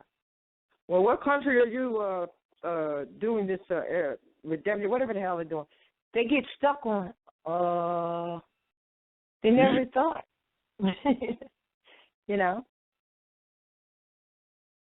Never thought about it. Mm-hmm. But because Really, they don't call, what do they call it? They call it the United States of America. Right. Which is two different things. Right. Right. Right, because Right. we're not. The word of will make Can I just make a comment? Greetings, everyone. I'm loving the conversation. But since you brought that up, Sister Rod, I was out traveling the other week, and someone asked me, and I presented my nationality card for identification. So they said, well, what country are you from? I said, America. And just like you said, they just looked at me, America, America where? I said, the landmass right here. I said, I'm a national. Right. You can narrow it down to North America. Where do you? I said, yeah. Mm-hmm. So that was interesting. What do they do to you, Carol, when you say that? They just look at me like they don't believe I'm from here, especially the modern Europeans. Because it has a lot to do with my attire too, because I dress more in our tradition. You know, and I'm going to go to a service. I had a cousin pass, and I'm going to wear my fez when I travel. I wear my fez. Most of the time when I'm in the area, I'll have on my turban. So they really think, but they really think I'm from somewhere else. Mm-hmm. Right. When you dress in your Moorish attire, they don't ever hardly ever think you from America. I remember I was doing some business somewhere, but it was with Russians, and she said, well, where are you? And I was sorry to say I didn't. I wish I did, but she was just like, I know you're not from here and you speak another language. And I'm like, no, I'm from America. And she was just shocked. She just couldn't believe it, just because of the attire I had on. Well, Right. you know, that's because so many of our people so rarely dress in their Moorish attire. They have adopted European style of dressing. So, you know, it's like that's why, you know, the prophet said we have to go back to the mindset of our foremothers and forefathers, and it's just not in declaring your nationality. It's really in every way. Really. Yeah, and that also includes your dress. And you know, it's not and it's not to say that your attire makes you a Moor. It certainly doesn't help in mistaking you for being something other than a Moor. But it's all in your attitude and how you carry yourself. Mm-hmm. You know, that's what it is. Much more. And I feel like so you won't be confused as a Christian. You know, Well, be yeah, right. Well, true Christian is a skin disease, so you're not going to be confused as that. But I understand. Right. Like it's see, this is where it makes it so that it's always we have to qualify, because as soon as we say Christian, the first thing people think is that we're attacking their religion. They don't get that that's not what is meant by that at all, because it's what they've been trained to. So the first thing they think is, oh, my religion, what do you mean a Christian? Well, go find out and study and see where that all originates from. Which is why we have to qualify. But I just want to say this. One of the pictures, they labeled these two pictures African queen or prince and African princess or something like that. I have them on my wall in my living room, and I think they're in the I know they're on the site, and then and I think they're in the book Are You in Denial of Your Ancestry Too. It's a picture of a woman. When I saw this years ago, before I even knew about Moorish, my Moorish heritage, I was really attracted to it, and I looked at it, and I'm like, that what they have on there, their dress, it's the guy, and he has like a fez with like seashells on it, it looks like, and a little tassel. That's the so-called African prince. Now, the dress is a cross between what we have known to be considered African dress and a cross between that and what we have known to be Indian, so-called American Indian dress. If you look at it, but they're very dark skin, and 12 melanated, and their dress is not that of Africa, and it appears not to be of what we know is Indian, because when we have seen Indians, they always have them as, pale. So we don't approach it to or attach it to that. But that is more like the Moroccan dress. That I think that really hits it as far as the common dress. It's not. You got to look at the picture yourself to see it, and it'll emanate. You'll see that that's more like what it was for our Morocs here, and because if you look at it and you don't know these things, you wonder where are these people from? They don't look, And then if you go on the site, we recently just put up a picture called the Moroccan Girl, and she has on the fez. I don't know if you guys have seen it, but it's on the front page of the site, and it's called the Moroccan Girl, and she has on the fez, Carol, that you wear all the time. You got to check that out. I have it. As a matter of fact, I copied it, and I'm going to put it in the frame. Yes, I did. I downloaded it. That's right. There you go. Mm-hmm. And Sister Elytra, I wanted to say that even going back to the style of dress, I wanted to, because I have a little stiff-necked son, and he's having he's there, but at the same time, I want to demonstrate because he's at an age of demonstration. So I wanted to have him dress in his regular attire, what they call regular, your whatever you want to be, your little trendy stuff.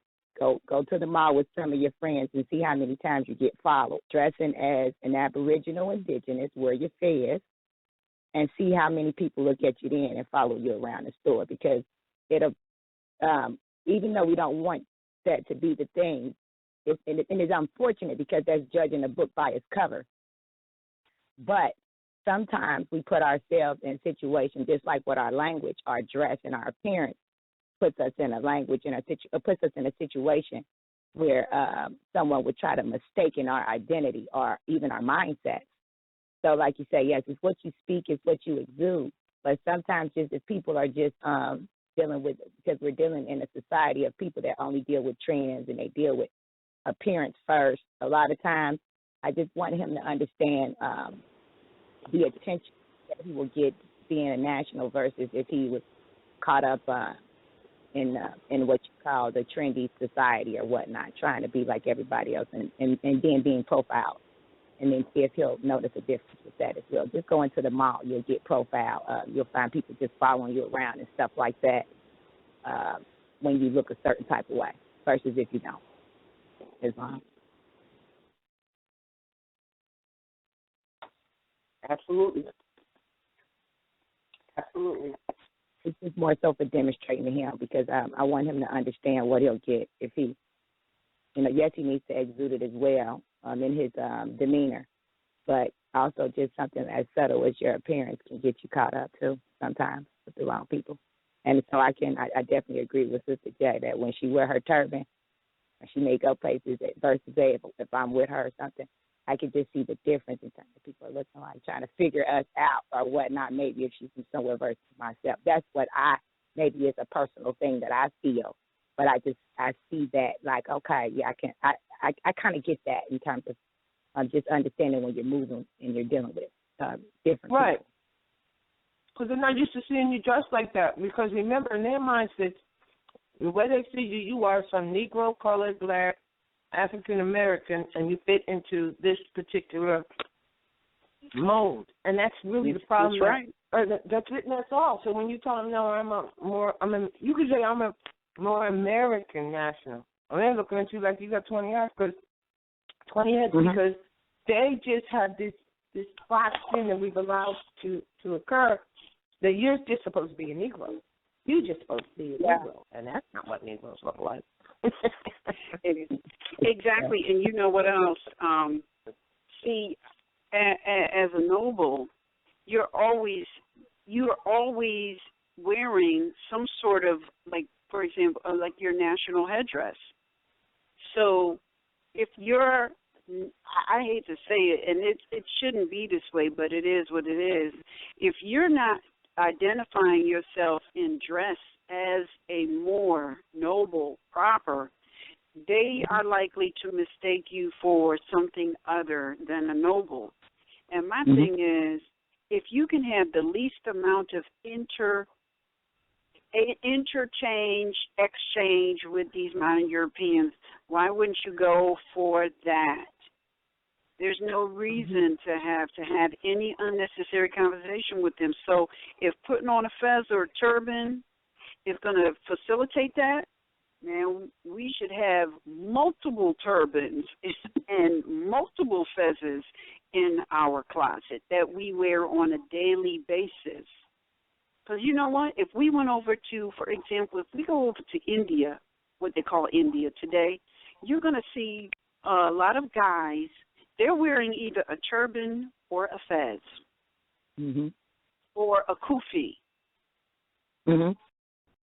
It's like they don't leave the house without one of those.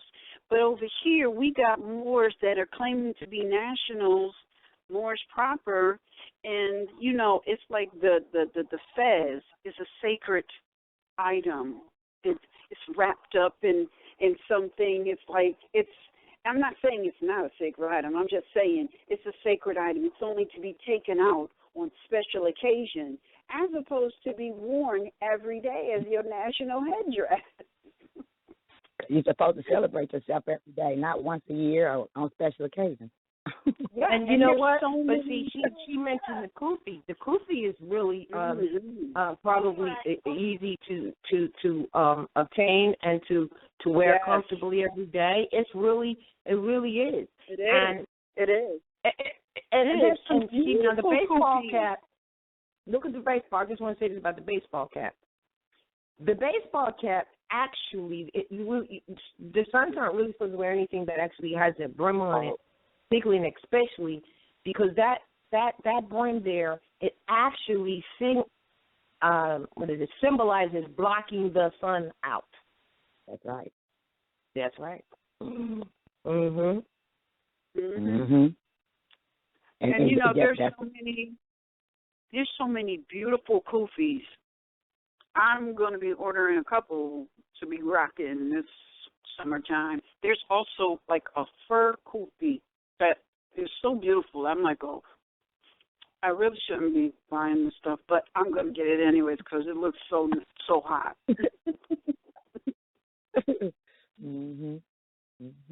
I feel like this look, the fez, just so that everybody knows, the fez is not it's not just for sons.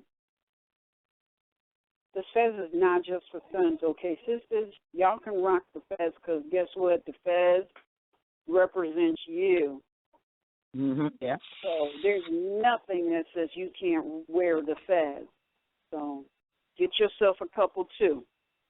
That reminds me of years ago when I flew to, where was it, Chicago or was it? Detroit. I don't know which. I think it was Detroit.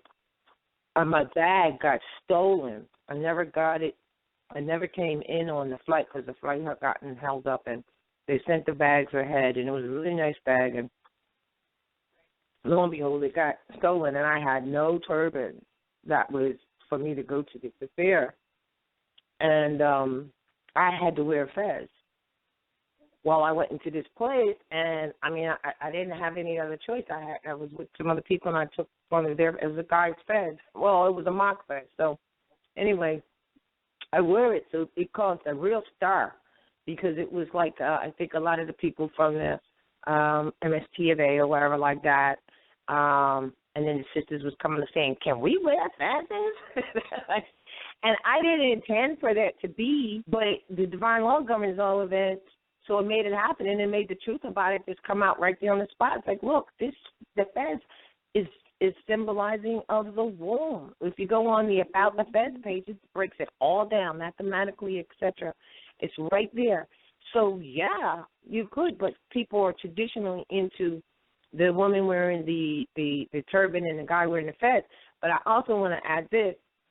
While I have this opportunity, I don't know if my sister is listening, but if you look, not just her, but if you really look what I have found, you look at some of a lot of these institutions that are the MST of A, Incorporated, they'll have the sisters wearing red fezzes or white or most of the time that are flat. They're damn near flat, like wearing one of those things that you wrap on your head to go to bed in at night. You don't wear a flat turban that's already pre-made because it doesn't represent your royal crown. These kufis, fezzes, turbans are wrapping and adorning your crown, which is your crown chakra, which is your head. And, you know, it has to have a certain height to indicate your royalness. At the same time, you don't want it too big, you know, it's like having a long train. The longer the train is on a wedding gown, the bigger the eagle is type thing. So what I found is in a lot of the temples, they suppress the women, and they all start looking like drones. Like this friend of mine, she had sent me this picture of her, and she had joined this temple at some point, and she wanted to change her photo to what they prescribed, and I'm like, oh my gosh, you look like a drone. Like, what are they doing to you? Like the Stepford wives or something. Like everybody is in this, all of them wear these turbans that do not display, I repeat, it does not display what the woman really is. The sister is like suppressing it by making them wear these turbans that are damn near flat to their head. And these are people in the temple doing this. So, you know, you got to be real careful there and how important it is on what you put on your crown. Yes. Something else I was going to say, but I can't remember right now. But anyways, you know what? That sort of concludes our broadcast. We went through our preliminary, our introduction of the Treaty of Peace and Friendship, and we will follow up next month. Let's see, what's the date? Let's see, it will be the 7th. Well, you know what? It'll be the 24th of January because we did the show today. So it'll be on the 24th of January. We will follow up and go through the Treaty of Peace and Friendship some more. I don't know if next month will conclude or just be a part 2, but we'll find out. I think it might be 3 parts. Because there's only really 25 articles, which is 7, which is order. But I think that we really should go through it and really get into the meat of it because it is, as you said, the precursor to establishing the law of the land for the foreigners that came here. It's the precursor. You know, I think that because we're nationals, so we're dealing with it's an international national treaty, and that's all that treaties really can be. So that's what is being violated is the international agreement. You know, where the nationals are. Right. So I think we might want to. Well, then catch us. Then that means catch us on the 24th of January for part 2 of the Treaty of Peace and Friendship.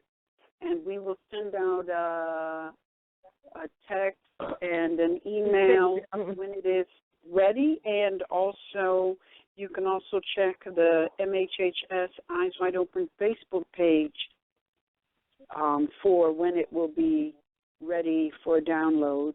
And but I'm gonna fix this syllabus. But I got a question for you because I was looking, and you know, you had sent me your rough draft. So we're gonna fix that, and that'll be a promise tonight because I'm gonna fix it right away after. All right. So we will see everyone back on the 24th for the next episode of Sisters Standing on Law. But we will definitely see you Tuesday for Moor's Heritage and History, Eyes Wide Open, Principles of Nationality in Action. Peace and love to everyone.